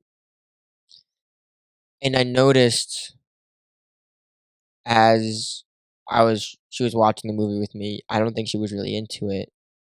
That at one point, the main character says to this girl, "I'm madly in love with you." In my ex now, but she freaks out. She's like, "What? Oh my gosh!" Like I don't know what it was about that line or what it was about that scene that made her feel connected to it, but it made me feel so happy that she enjoyed it so much to be able to literally exclaim, like to be out loud with it. And I, I don't think it was that she was my girlfriend. I think it was just that another human was able to feel something for this movie that changed my life, and it wasn't even the movie that changed my life. It was the relationship I had with myself and what I realized about myself after watching the movie. And I I generally I don't know. Like, I'm fucked up now. Like it's just, and I think about how I don't, like whether I do or whether I don't work towards that sometimes. If I'm not writing, if I'm not going to school, if I'm not doing things I want to do, and I always think about, like, I'm actually crying right now. I always think about wanting so horribly to do something like that and continue to try really hard to get to where I want to be. And I think the biggest problem with trying to grow up and trying to be who I want to be is I want to be somebody that my younger self would be proud of. And I look at my girlfriend now, and she's awesome, man. She does so much work. She's going to welding school. She might be getting a new job soon that she really wants, and it's really awesome. And she's down on herself sometimes, but she's such a hard worker, and I see people like that. I see people like you. I see people like my mother who's going through a huge change in her life. And I see people like my father, people like my younger sister, and they work so hard. And I'm not jealous, and I'm not like I wish I was them. But it reminds me of everybody wants to be someone their younger self would be proud of. And when you ask what you're passionate about and what you're doing, and if it like what means something to you, and I don't fucking know, but that emotion that I had when I was younger, it making me feel this right now, that has to mean something. And every time I'm reminded of it, I'm like, holy shit, that's what your younger self wanted, and you got to try really hard to get it. Because if you don't, what are you doing? I don't even remember what the fuck you asked me, but I mean, we were just mainly talking. I mean, I don't even know. Honestly, that was. I appreciate you like opening up. That was. I mean, that's fucking cool that you're able to kind of like Just be Fuck, emotional bro. in general. Like, honestly, this is gonna sound a little cliche, but I mean, not everyone like comes to different points in their life at different points in their life, and when you're looking at other people and saying, "Damn, like look what they're doing, look what I'm doing," it's so easy to get caught up in like this race game that just doesn't exist. It's just not real. It really is in your head. You know, they're just doing their thing, you're doing your thing. Everything that you're thinking about towards other people, they're thinking the same shit. Like when you look at someone and go, oh, they probably think they have everything together, they're like killing it. But then you go into their head and they're probably thinking the exact same shit about everyone else around them. And I mean, you're doing fucking work. Like I mean, it's sometimes it's hard to give yourself credit, and I'm a huge. I've done that my whole life. You know, I'll just kind of gloss over anything I do and just go, oh yeah, like it's fine, it's whatever. I should have done that. You know, I don't really give myself that praise that I maybe sometimes deserve. And let me ask you a question, kid. Do you? There's a difference. I think there is anyway. I think there's a difference between being lonely and loneliness, or being alone and having loneliness, right? Because Mhm. when you're alone, that just means no one's really around. No one's around you. Like you're actually like the room is empty. I'm in a room. No one's here. That's being alone. But loneliness is no matter how many people are around you, you still feel alone. Um, and with what you do, with how you're basically on your own all the time, um, you are alone. But do you feel lonely? no, I've always felt alone. Uh, but I only felt lonely sometimes. But my whole life, before I went on this trip to be alone, I wasn't alone, but I felt lonely. And so this trip was about going and being alone and just seeing like what happened, you know. And I don't think I've been lonely on this trip for a second, um, even though I've been completely alone. And I think it's because my whole life I was lonely and not alone. I was just around people. But Yeah, because Right? I think I think it's the relationship with you have with yourself. Because I think, and this is probably not a very healthy way of thinking, but I've kind of accepted that I will always be lonely, no matter who I'm with or who I have around me, because I don't know who I am inside my own head, and no one I will never be able to explain to other people who I am. I will always feel eternally lonely. Um, and I think the only way to fix that is to accept that that's true and find bliss in knowing that you can't change it rather than being upset that you can't change it. I think that's where enlightenment comes in, where it's like, you know nothing, be happy that you get to bear witness, versus you know nothing, if you don't figure it out, you're going to go crazy. I think that's where I'm in right now, where I know nothing and I'm going crazy about it.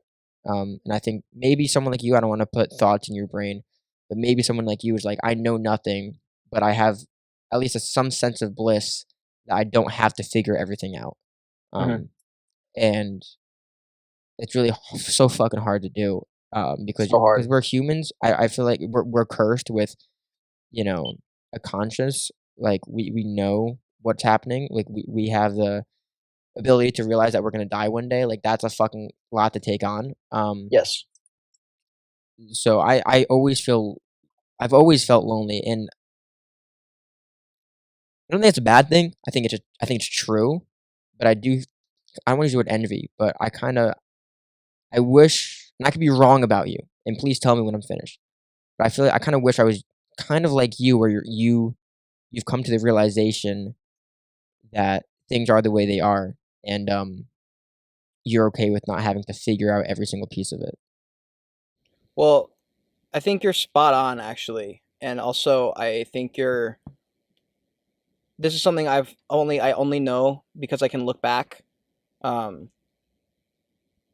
what the thoughts you're having that you just communicated was literally me before this trip, you know, and everything you just said, I would have been like, that's me right now.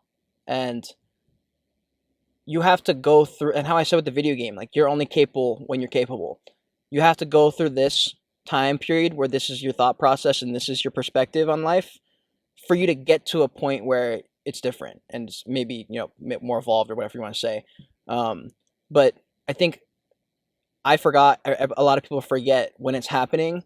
You're like, oh, why can't I just get there already? And it's like, well, even if you were there, you wouldn't know you were until you sat through this period. You have to go through this period of doubting yourself, not knowing, being unsure to get to a point where you're ready. And I basically like planned this whole thing out. Like for 3 months, pretty much only watched like Gary Vee and all these people saying, "Go do your dream," and like my whole TikTok algorithm was that. So I got to a point where I was surrounded by that because I wasn't surrounded by people. And I was like, I need to somehow start to change the way I think subconsciously. So I started doing that. I started making little changes, and eventually it happened. But I think I don't know what that would be for you, and that's why for me, I made it up. I was like, okay, I'm gonna go live in my car. Like that'll be the thing I do. Like backing yourself up in a corner, forcing yourself to grow. Because right now, you're in a very similar spot with me. You're working a good job. You're making decent money. You're doing this. You're doing that. But you feel like maybe like I feel like I don't know if I could just do this thing, then I would be free from my thoughts or whatever. And and that's why I called it a Joyage when I left. I was like, I think everyone has to go and do that spiritual journey where you dive straight into the uncomfortable, awkward, self-doubt field and kind of make something of yourself and see where you're at a few months later. And I think you're gonna be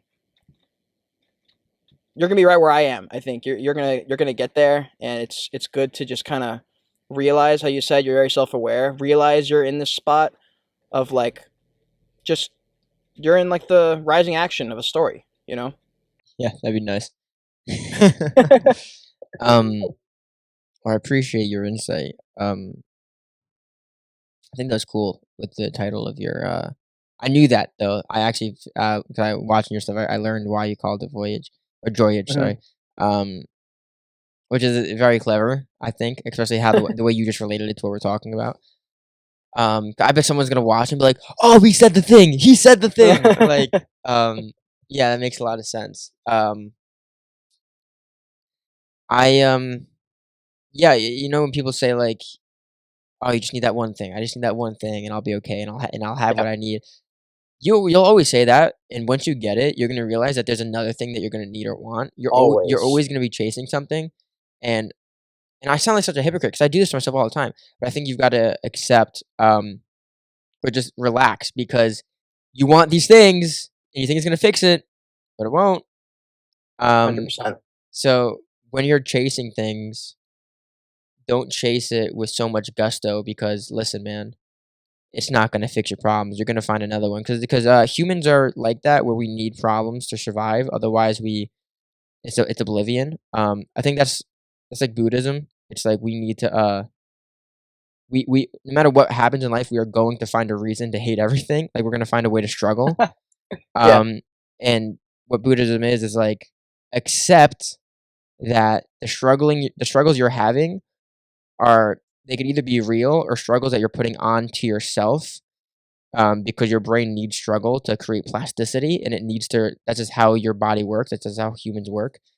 So I guess when I try to pursue things, I gotta remember: is this really what you need or want? Will this really fix things? And I think once you do that self-reflection, you'll realize that it might not be that important, or you might not have to pursue it that aggressively.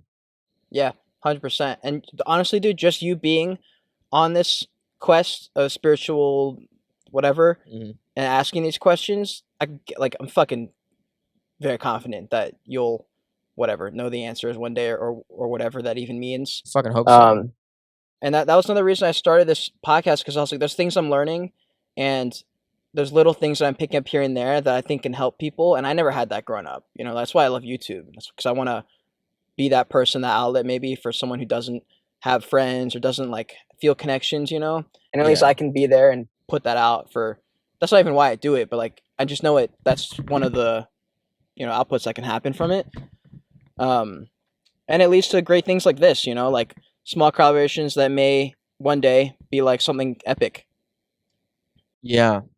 Yeah, I think it's cool because, man, like I said, like I want to grow up to be someone that does that, like makes another little kid feel good about themselves or whatever. How cool would it be if you're the reason why somebody else did something, Like, yeah, that's cool. yeah. 100%, dude. What was I gonna ask you? I just had it like 2 seconds ago. This is why I use notes. It'll pop in my head. yeah. And it'll disappear.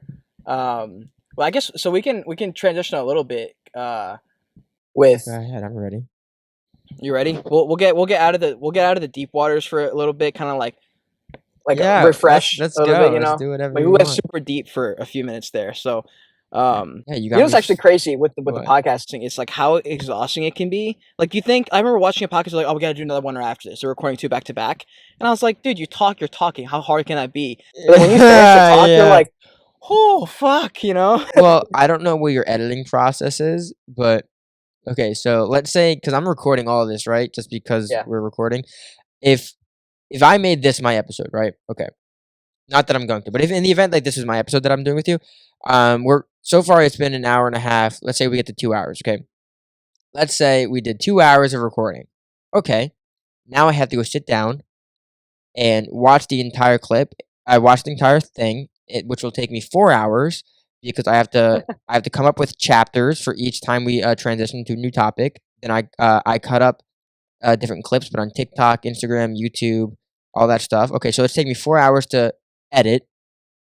Then it'll take me an hour and a half to download, and then it'll take me an hour to upload. Yep. It's a lot. It's a lot. so much, dude. It is so much. People don't really understand the amount of work that goes into any kind of content creation. And I remember I would, now that I know, like I have so much more respect, and like I'm able to appreciate everything that people do to make content. And it's a very interesting world, dude. Like what we're living right now, and how so many people live for social media. Like people go to a place just for an Instagram picture. Yeah. You know, Well, that's why I the only said. thing they do there. Yeah, that's what I said before. It's like if you take a step back and realize that we're trying to travel the galaxy and we're worried about taking this Instagram photo, you feel I know, dude. you feel ridiculous. Like you do. Yeah. Oh yeah. So that was one. This is one of the thing I was going to talk about earlier. But so I mentioned in one of your TikToks. Like, have you ever gone into psychedelics? Have you ever gone that route? I'd love to, but I haven't had the opportunity. Okay. And I've said that several times on my podcast where it's like I talk about it all the time, but everyone that's ever watched any of the episodes like where I talk about psychedelics, I also say like if my guest asks me, I also say like I haven't had the opportunity, the chance, but I'd love to. I really want to. I think the only thing I wouldn't do is acid because it's more synthetic. That Mhm. scares me. But I'd like to try everything within reason, because it's the thing we keep talking about where it's like I don't really know who I am and I'm trying to figure things out. I feel like Yeah. this would be able to help me understand who I am a little bit better. And I don't want to put it on a pedestal because I feel like that might ruin the experience for me. But Mhm. my motivation for doing it is because I don't know what the fuck I am. Yeah, I mean psychedelics, it'll do something. It'll definitely do something. My sister was like you; she was able to come to all these life existential conclusions without it, and I had the same kind of thoughts growing up. So I think all it really does is amplify who you are, actually, who your true self is, Yeah. and it'll kind of fast track your way a little bit. Something you would already have done is just a little quicker. It's like a little cheat code. Yeah. Um, Well, that's why I think I'm most interested in DMT. that shit is crazy. Yeah, and I feel like anything I'm gonna say to you is gonna be preaching to the choir, but because I feel like that's as far as my research has gone, it's one of the only things that will give you a experience that could be potentially otherworldly and not just something throughout your own brain. Mhm. And at least that's the most potential for it, in my opinion. And so that's what I really want to do. DMT for me is more of a like when I explain it to people, that is definitely more of an experiment. Um, because I don't think you're able to use DMT in any way that's productive unless you go to a shaman and you do like an ayahuasca ceremony. Yeah, Because when I tell like you're right, it's the most out of body absurd experience that there's. It's like fitting 600 3-hour videos on a one gigabyte thumb drive. It's not possible to like download that much information and take it with you. yeah, So you're like system overload. Like that's how the drugs work. It's just a bunch of stuff overflowing your brain. Apparently, with DMT is a little different because I also believe you just fucking fly out into the ether or something. Um, but shrooms and acid definitely. Those are like the classic psychedelics. yeah. Those will do some stuff for introspection and reflection. They force out things that maybe you were too scared. Well, To look at I'd be correctly. down for shrooms, but the only reason with acid, 'cause I know people get stuck in like they chemically get stuck inside of that trip. And I'm Mhm. like, and also I don't like thinking about being in it for 12 hours potentially. So I'm like, you know what? I don't know, because I'm like I said, I don't have a very good relationship with who I am right now. So I feel like Mhm. I might fuck myself up, you know? It's possible. It's possible. I always am a big believer in like you just have to work through it. But definitely, I've heard of some horror stories where something goes wrong and they're kind of fucked up for a while. But I also think maybe that's necessary to grow. Like maybe you needed that slap in the face. Yeah, yeah. Um, I don't want to go to but it's hospital scary. though. It's a scary, it's a scary world. Honestly, like for me, it's not so much because I'm more comfortable in it now. And I've done it enough times to like kind of get the point, I guess. Even though you don't actually like, get the point. I don't know. It's weird, dude. I feel like I've changed so much after this trip. I'm still trying to like figure out. Now it's different. Now I'm trying to figure myself out in another way, and it's just like it's like a never-ending process with this stuff. Yeah, Um, and drugs, dude, they just open up a whole nother level. It's like you beat the game of life, and then you figured out there's like a side game, like a little excursion course that's drugs. He's like, oh, do you want to go in this world too? what if like but it's like what if that is the real world, you know? I know, dude. Yeah, there's some insane conspiracies with drugs that I don't know. I mean, it's weird. Like I'm sure you've heard of it. Like the idea that we only see certain senses, we can only hear at a certain level. Like, how Yeah, much it's do we like really know what's going there's on? different veils that we haven't been able to see through yet. Like there's different yeah, I understand. It's just crazy, bro. Do you believe in aliens? I saw some of your TikToks. Absolutely. I did 2 episodes of my podcast with UFO researchers. Did you wait? Really? Yeah, How did you even connect with them? Instagram. Wow. I mean, like, I think researcher might be too modest or no, or too serious. Mm. They both have like a little over 20,000 followers on Instagram, and Wow. like they are researchers. Like they don't have a degree in ufology. Like that's not a thing. Yeah, yeah, yeah. But they are UFO researchers, and they do actually really good work. And they're not like trying to get money out of anything or something. Actually, one of the guys, he said he sold stickers for like $3 each, and like after a day, he shut it all down because he felt dirty. Like he didn't want that to be the reason why he was doing it. Oh, Yeah, they're actually fucking awesome. Let me find All right, so one was NYUAP discussion. That's his channel name. He was great. Okay. He claims to. I mean, like, it's up to whether or not you want to believe him. But he claims to have seen a UFO, like I think 2 or 3 times, and to have a possible almost abduction kind of thing. It's very interesting. And then this other guy's name, that guy, his name is Andy. And then we have Vinny, UFO Disclosure. And he's from England, and he was great. He was fantastic. Listen, these guys were awesome. They were so cool. But I'm always looking for people like that. I think in October I'm having a ghost hunter from Florida on. That is so cool. What's your process with, so I want to pick your brain a little bit in the eyes of a podcaster and an interviewer, since I've never interviewed someone who interviews. Like, how do you go about preparing for guests and also picking the people? Like, is it just random? You just like, oh, I want to know about this. You just find someone on it, or? Okay, so you know how you were like watching my TikToks and watching my videos and shit to learn about me? Yes. I don't want to do that with you. I want to learn about you when you're here. Mm-hmm. I don't want to have much of anything prepared. I want to be surprised every time you say something. That's the way I do it. I think the way you're doing it for me, I think this is fantastic. I don't think I could have another kind of opinion. I think you're Right. I think you're doing this is gonna sound like I'm grading you, which is not what I'm doing. But I think you're doing a very good job right now. Thanks. Because you found a way that works for you. Yeah. And although I've consumed your content, I kind of want to forget it before I see you again. Well, it'll be different, bro. In 3 months. I'm sure, yeah. But which I kind of like that we're gonna have a huge break before like we actually do your episode, because then who knows? And we'll forget all the shit we just talked about, maybe. Exactly. You know? Exactly.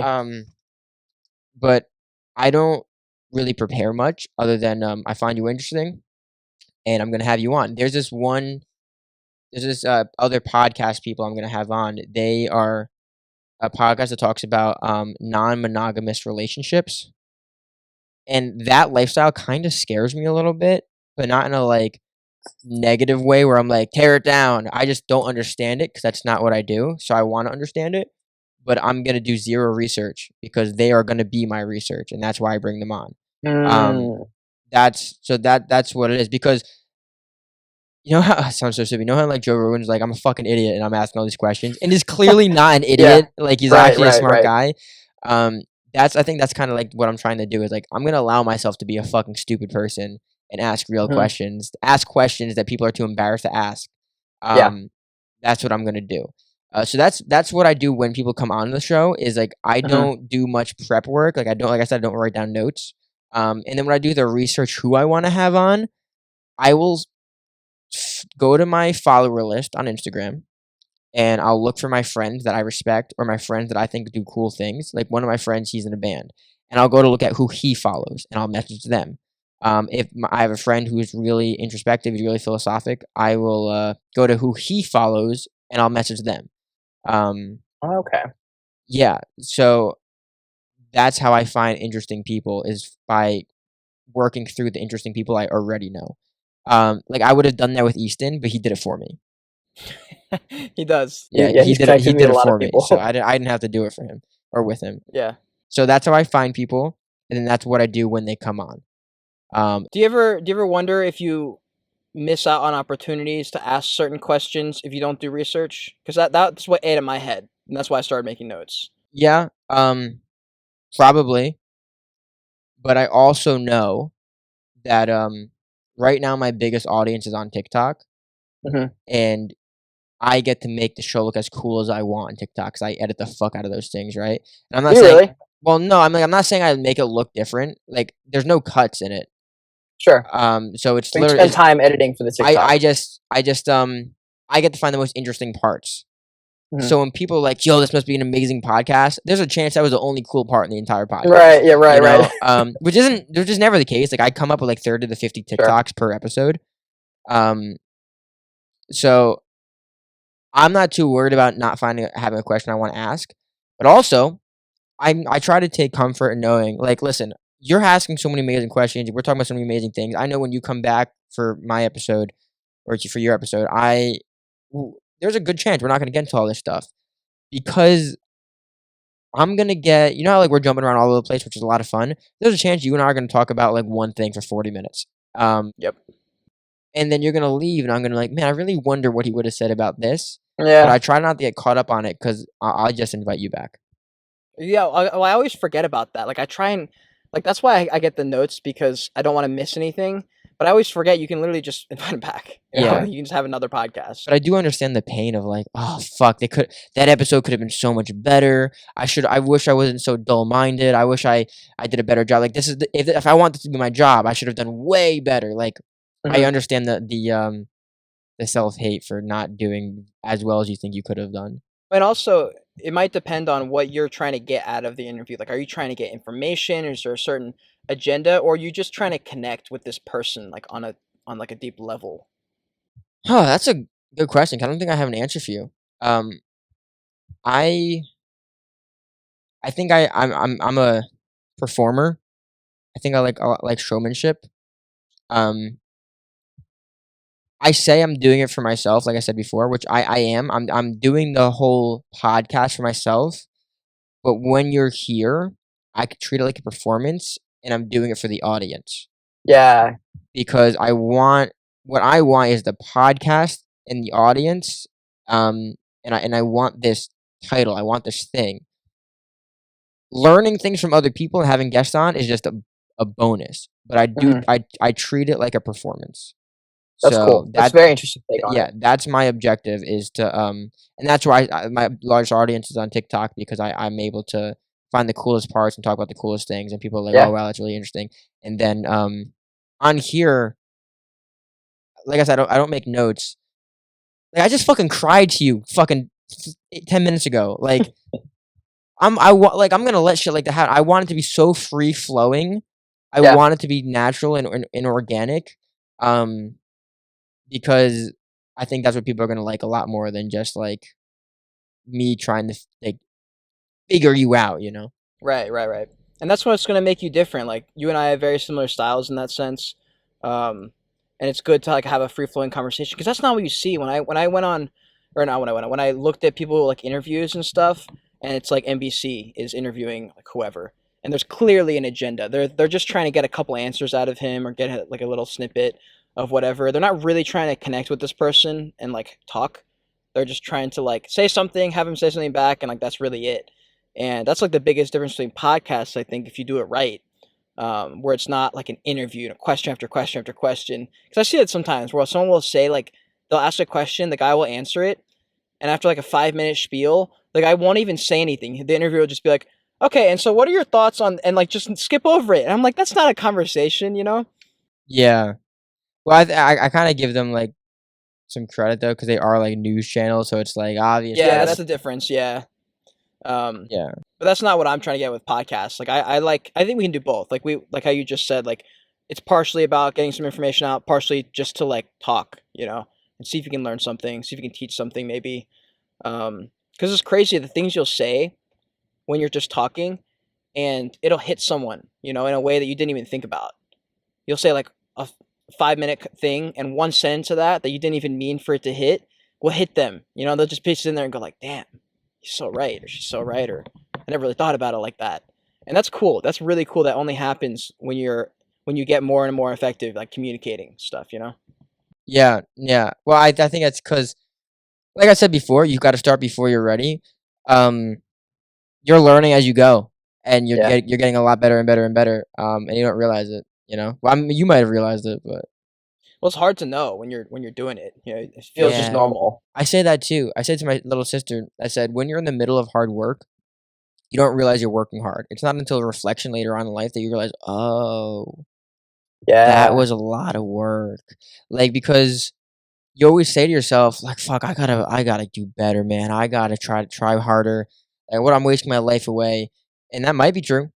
But then if you like really think like, no, this stuff is kind of hard. Like I going to work at a job you don't like, talking to people you don't care for, spending all this time on passions that give you nothing but headaches, like all this shit. And it's like you feel like just because you don't have a result that you haven't been working hard. That's not true. You have been working hard.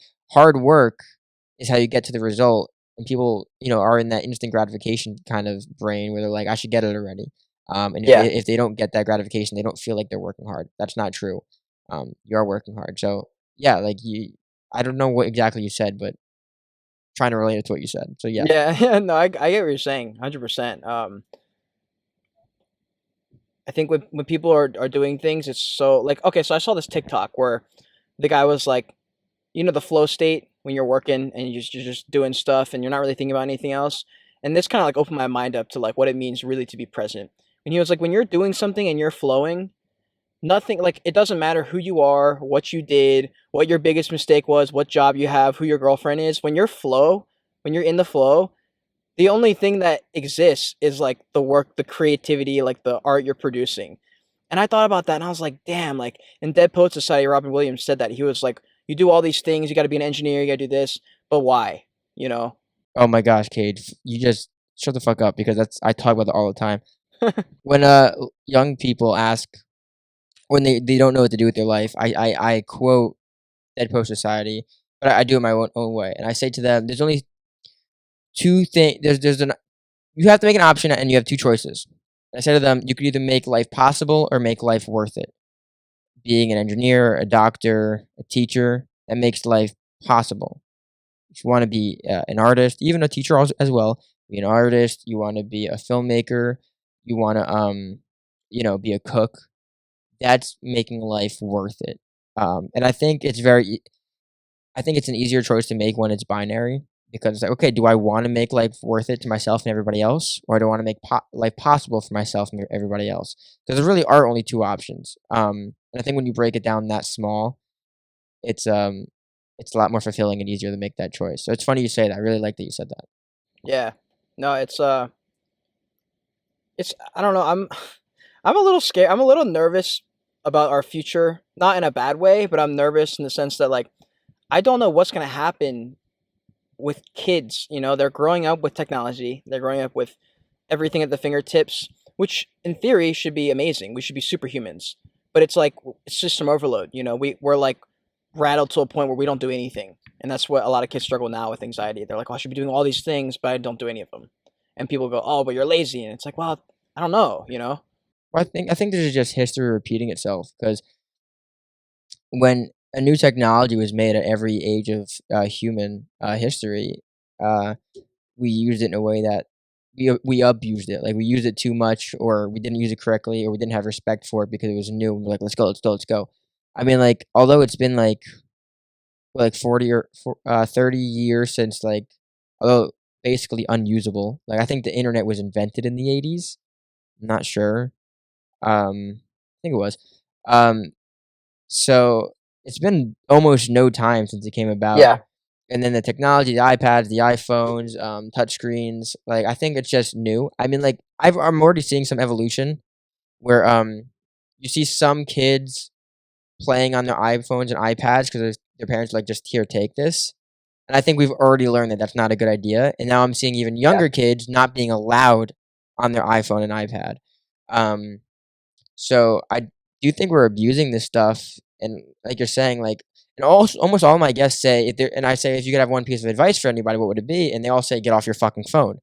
And that's not old people like saying, get off your phone. No, it's young people. It's people our age saying, what fixed me, what cured me, what helped me is getting off your phone. I had a guest, he made almost 6 figures drop shipping, and he stopped. Wow. He stopped doing it because he said he was always on his phone. Like imagine making more than sustainable money sitting on your couch and having such a horrible relationship with life because you're on your phone that you stop. Like that's crazy. Yeah, that's how horrible it was for him.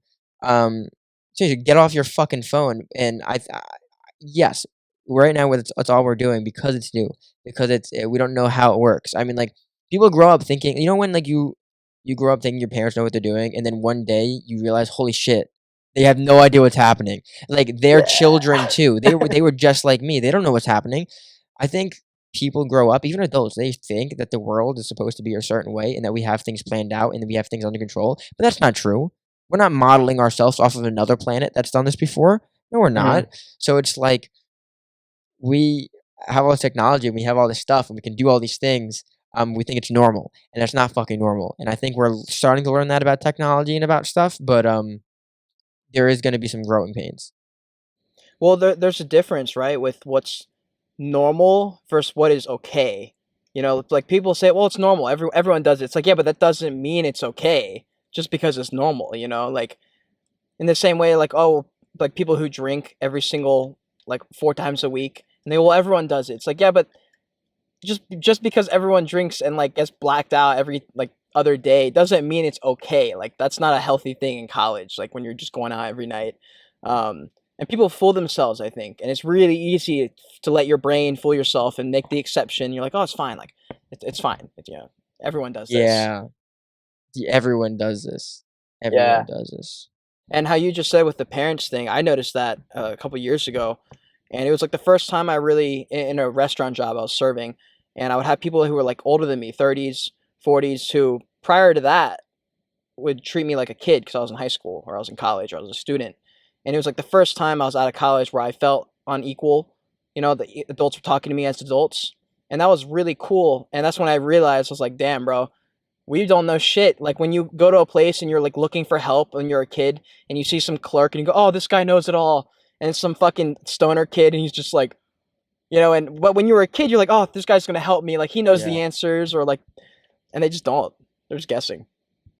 I hate humans. They're so weird, man. I don't Yeah, like it. dude. Because I think I was 11 years old when I realized my parents were their own people. Dude, you were 11? I think so because it was during 2000. Bruh. It was during 2008 when the market collapse happened, and Okay. my mother. I was at shop with my mother, and I asked for a candy bar, and I never asked for anything. And she said we have to be careful about how we spend our money now, and that's what made me realize that they're their own people. Damn.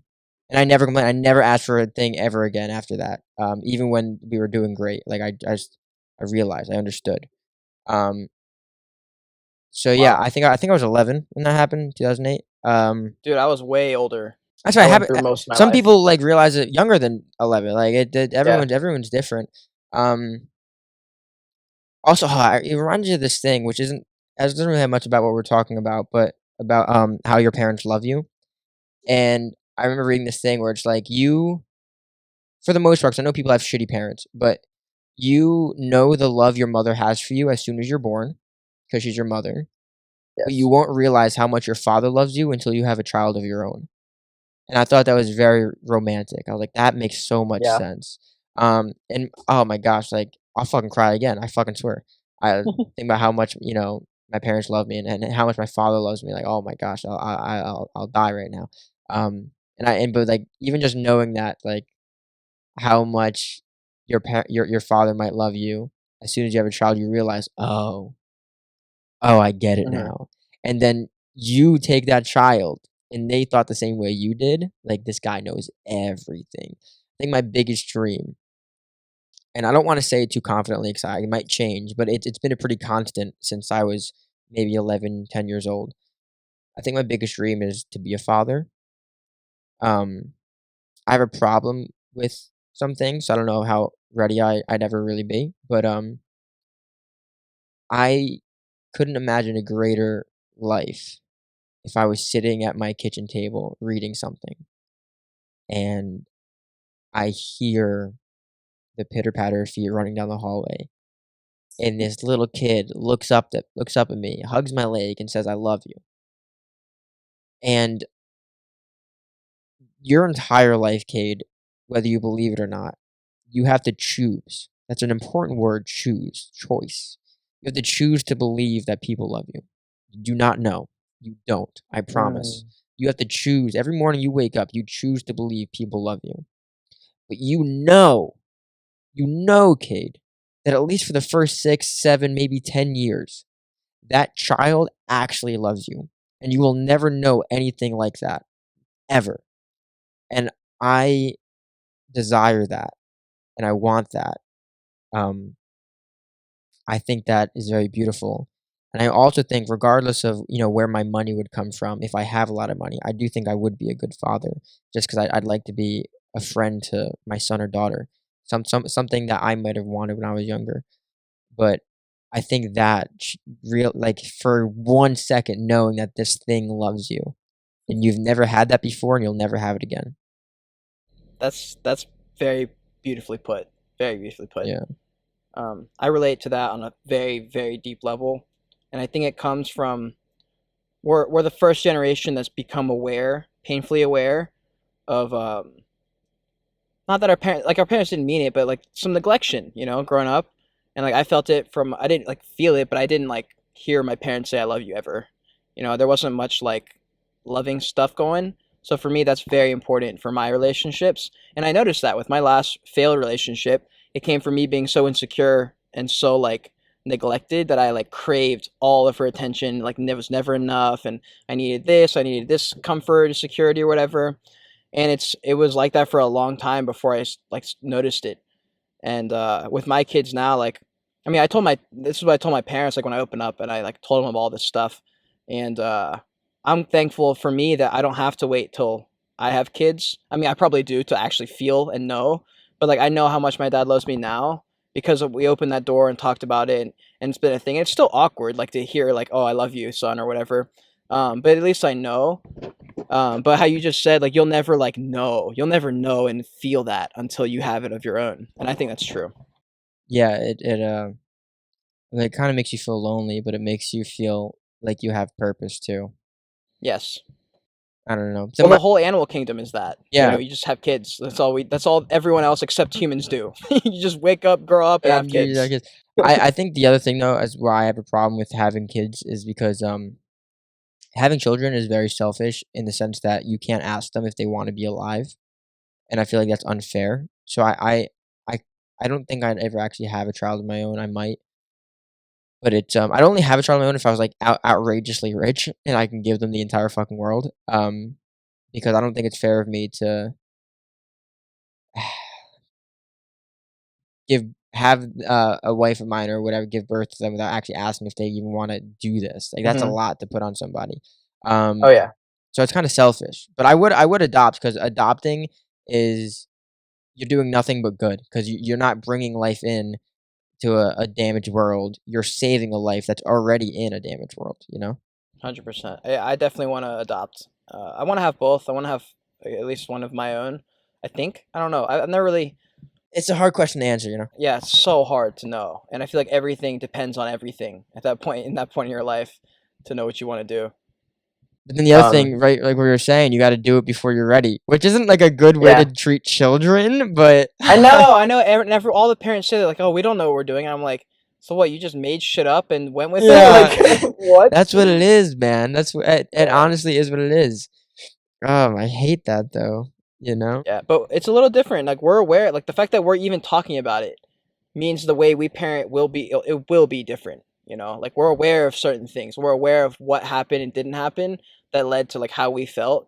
And as long as that's something you don't run away from and try and just not deal with, or like people who have like an insecure mom or dad and they project that onto their kids, like we kind of know what that feels like. So maybe we won't do it to our kids. I have no idea.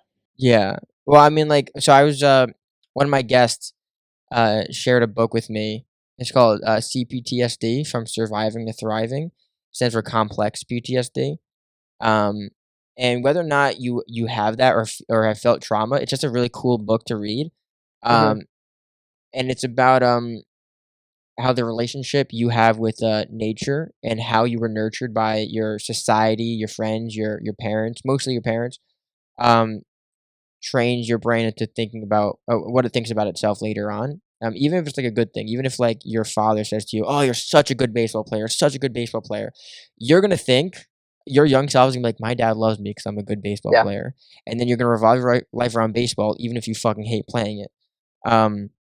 So even good things can fuck people up, and then or bad things where it's like you're always compared to your sister. Oh, why your sister is so smart? Like maybe not compared, but they never say good things about you. So like there's such small things that completely destroy people later on, like when they're in their 30s and 40s and 20s. It's like, oh my gosh, I didn't realize how fucked up I was.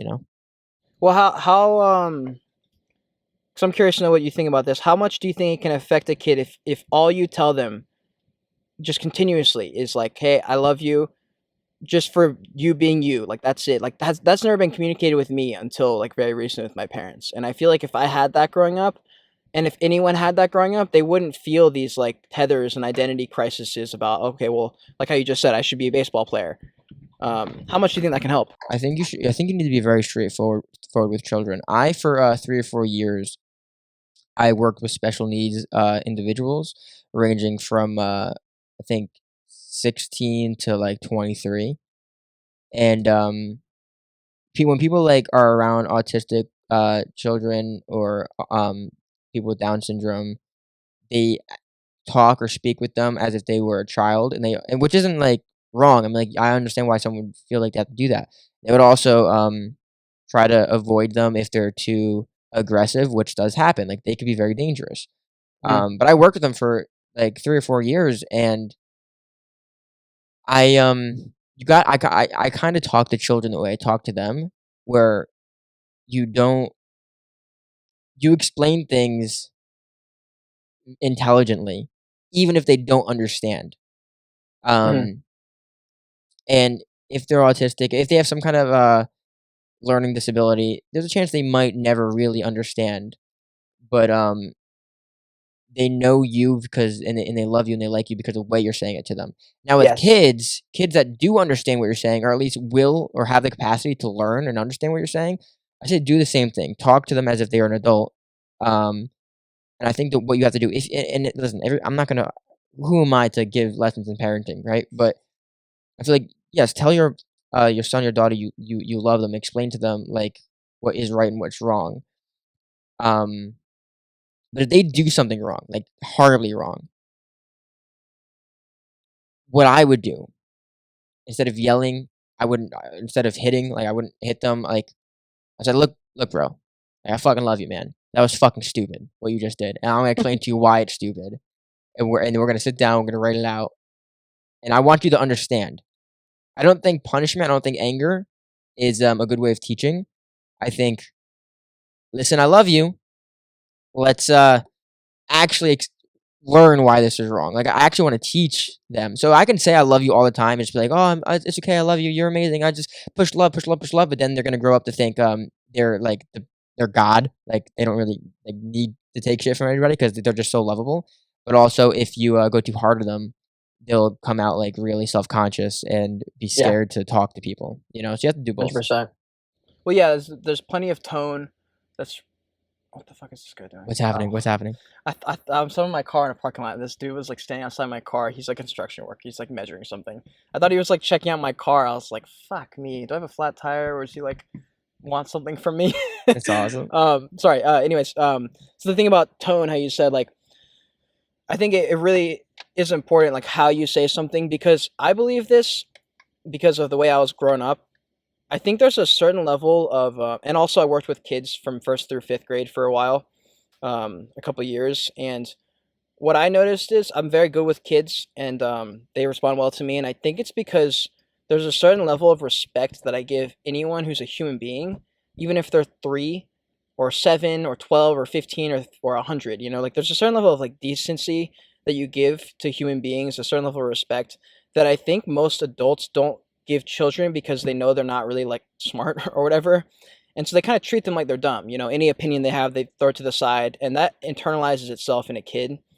And because I remember when I was a kid extremely vividly, when I was like 7, my parents were debating something like they bought a cabin to rent and like make it like a passive income source. And they were like trying to work out like some of the logistics, and I was like, oh, like you should do this, just some random thought that popped in my head. And I remember they like all stopped, and usually they would just be like, oh yeah, okay, and like move on. And then my dad like sat back for a second and was like, and they're all like, wait a second, they're like, that you have a point. And I remember being like, oh my fucking god, I have a point. And then I was like, I hope they don't ask a follow-up question. I didn't expect that. I hope they don't ask a follow-up question. But like it's so important, like to make people feel like they're heard, you know? Like that's like every kid's problem is they don't feel heard and understood. Yeah. Well, Yeah. that's not every kid. My problem when I was a kid. No, I don't know. I feel like a lot of kids are like that. I feel like I don't know. But also, like kids don't have a vocabulary to explain themselves. Yeah, that's also true. There's a lot of things that I think I know, but then I forget that I'm 23. You're 20, yeah. I am like, bro, I got too much. I think I know all this stuff, but I really just don't. I'm just learning as I go. I think the thing is like you owe everything to your children, and they owe nothing to you. Mhm.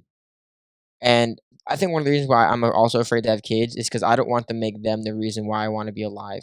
I want to find my Yeah. purpose before I have kids, because that's irresponsible and unfair for me to put that on them. Absolutely, dude. And Yeah. no, and like that's not a common thing to think. It's like a Not lot to of say it's people like do high that. level thinking, but like That's- it's very important to keep up. Because I didn't like how I said earlier, I didn't notice my parents were people until I was like out of high school, like literally in college at some point, before I realized, hey, because they didn't show that to me. They were just my parents. Everything they did was for me. And I just kind of forgot about that. I didn't really think about it. And I forgot they're growing up too. They're just learning, something's happened at work and it's a big deal to them. But like, if it's not relevant to my life, I don't want to hear about it because like they're my parents or whatever growing up.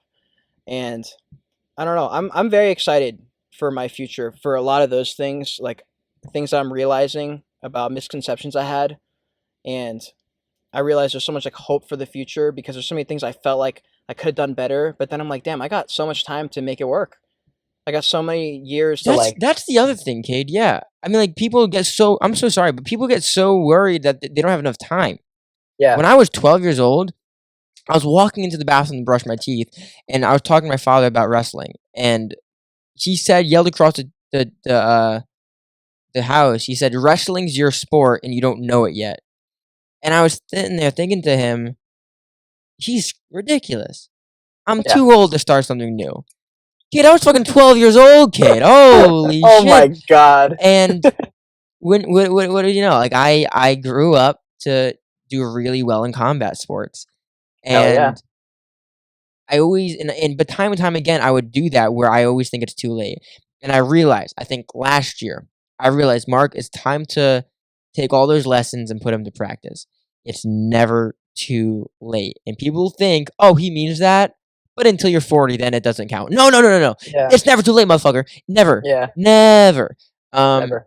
If you want to start a YouTube channel, if you want to start a business, if you want to, I sound like a fucking guru when I hate it. You want to start a YouTube channel, though, if you want to start a business, if you want to write a book, if you want to have a family, if you want to make amends with your siblings or your mother, your father, it's never too late, guys. Never too late. Fact. Well, you forget how long 1 year is and also how fast it is, Like time is so subjective and so weird. Well, do you know why that happens? What? Like, why it feels like years go by quicker? Uh, So I can tell you. Yeah, So, tell me. I don't know. Maybe. So when you're 10 years old, okay, 1 year is what like 10% of your life. oh yeah, a tenth of your life. That's true. Okay. Very true. But when you're 50, 1 year is like 0.2% of your Yeah. life. So every year goes by quicker because you have more to look back on. So as you age, your brain feels like you're aging quicker, even though you're not. So when you're younger, you think Yeah. back. Why is your childhood memory so vivid, but you can't remember what you did last year at this time? Because, Right. Yeah. Because when you're younger, those days lasted so long because it's the first time you were experiencing it.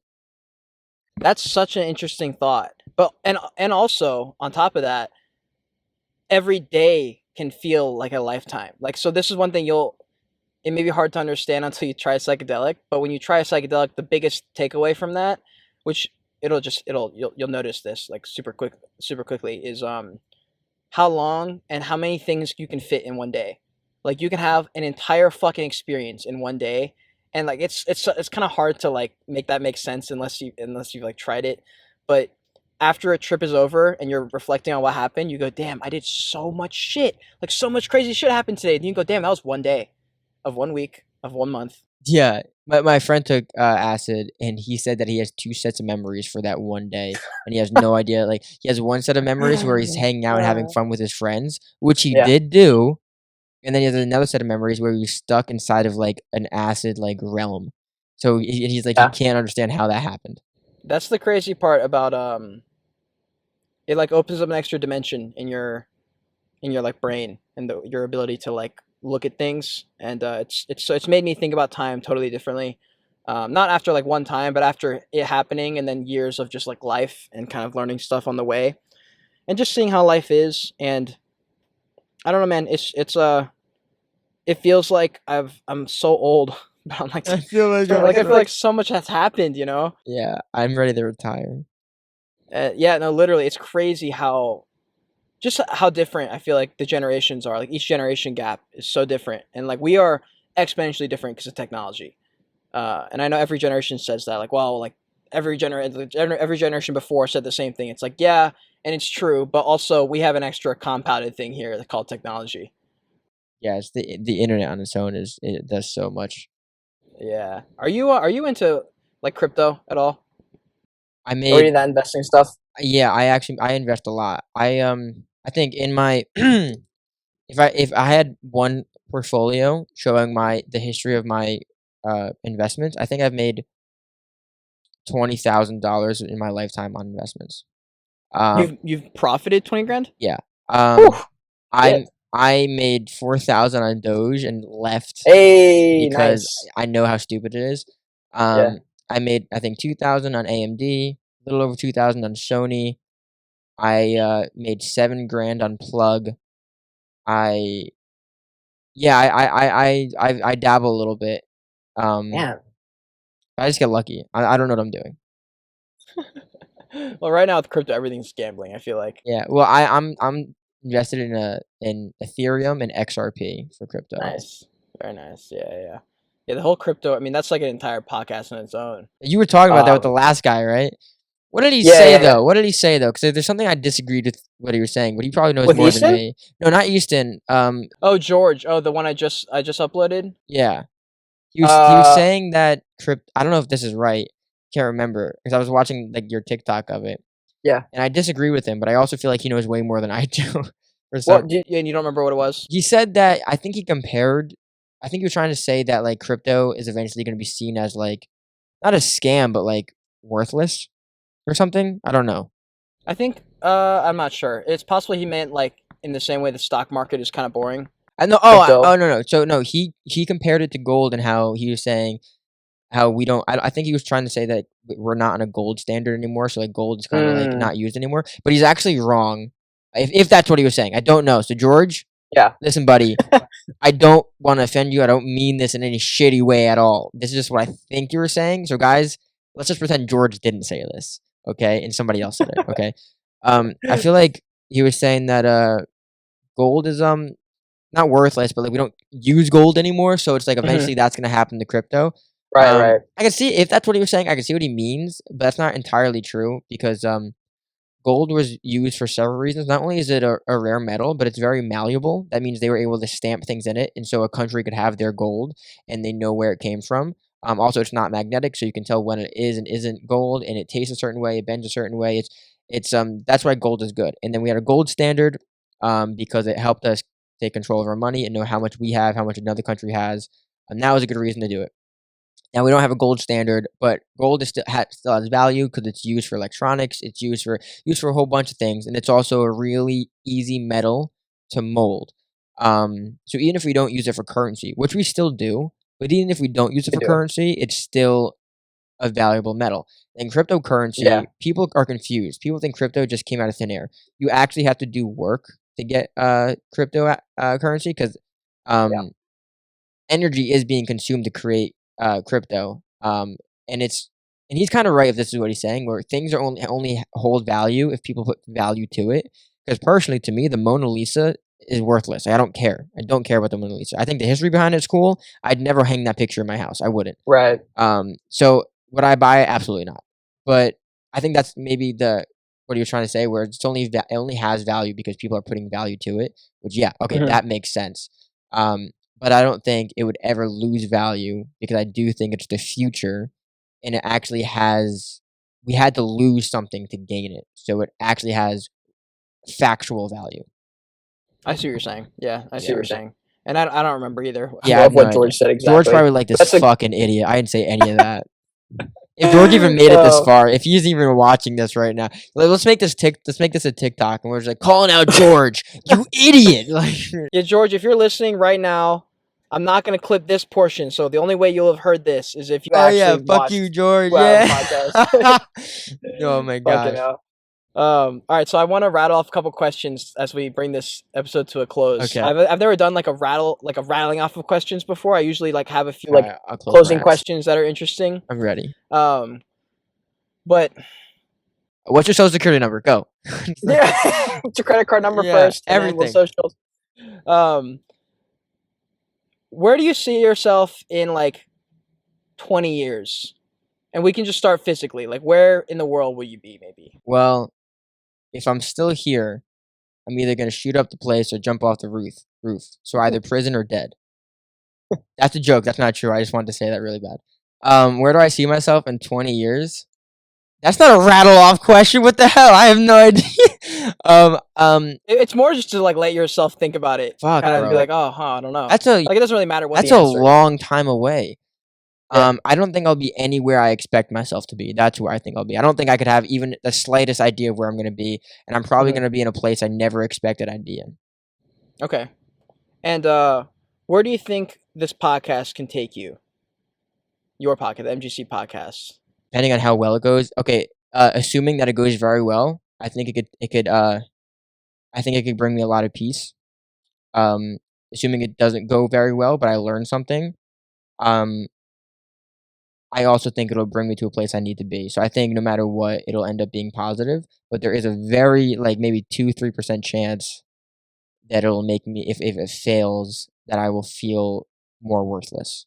So Okay. there's a high percent chance no matter what it's gonna end up being great for me in my life. Low percent chance that it'll fuck me up. Very interesting. Do you this will be a totally off topic. How long did you meet your girlfriend?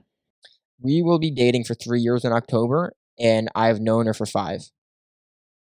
Wow. Okay. All right. Well, this is a great question then. What has dating her now after 8 years of knowing her or whatever, or However Five, long you've five, known five, her, you five said years. 5. 5 years of knowing her, what has she taught you just by her existing, her doing her thing? This is What gonna has she taught sound you? so shitty, like as if like I'm jabbing at her, but she's taught me patience because no, like that sounds like so shitty, You're right? fucked. I'm just kidding. But I think that's in all relationships is to find patience. But I Yeah, think yeah. I'm the kind of person that I don't want to say I don't need anybody. I think what I use, I don't like using the word use. What I use my girlfriend for is physical comfort, meaning I like hugging her. I like being around her. I Yeah. like when if she's got her hand on my shoulder. Like that's what I need. I don't need anything else from her other than that and maybe some verbal support when I ask for it. So just love. You just want to yeah, feel loved. but I think what I do for her is I'm very good at helping her through things she can't figure out on her own. And I don't mean like how do I build this shelf? She can do that on her own. She's fucking fine with that. But like when it comes to life and figuring out life, I think we complement each other for the things that we need from each other. Whereas like if I need to figure out life, I could ask for her opinion, but usually I'll do that on my own. When she has a problem, I'm like, all right, let's sit down and figure this out. I think that's what I do for her, and what she does for me is what there's this thing called the Imago theory, and it's about why you love and how you love. And one of the things it talks about is my friend tried to convince me that this is true, and at the time I didn't believe him. And I think now I'm starting to get it, where you love somebody because they're basically like you're every son is looking for their mother, and every daughter is looking for their father. Mhm. And I think when I was younger, I couldn't let go of my mother's arms. Like I was always cuddling with her. And now that's all I do with Amanda.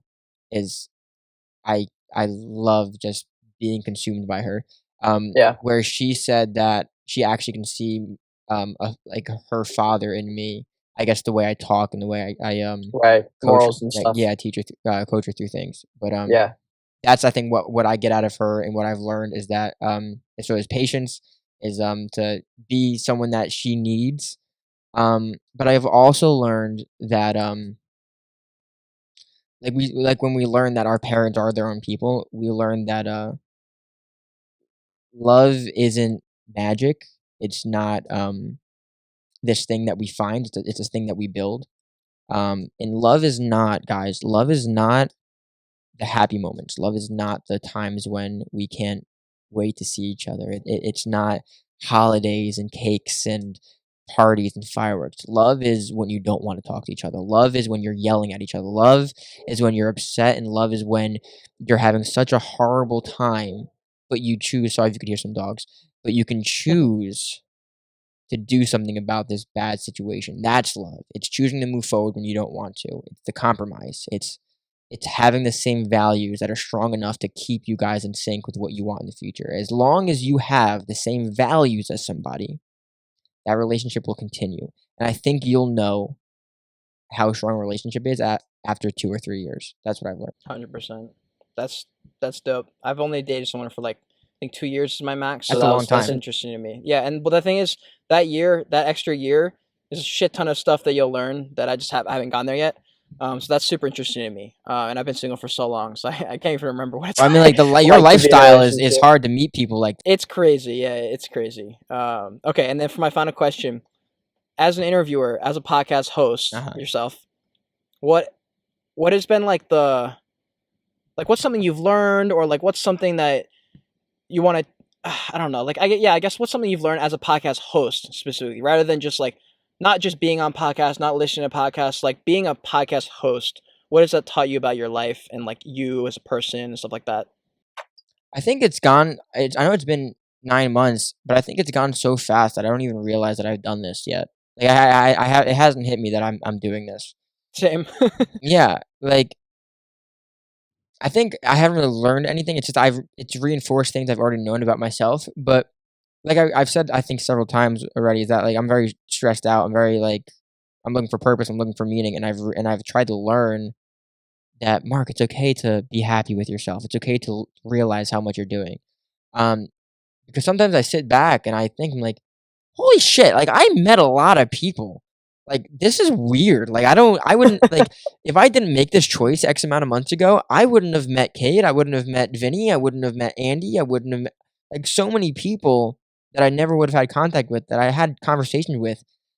I think I sit back and I'm like, holy shit.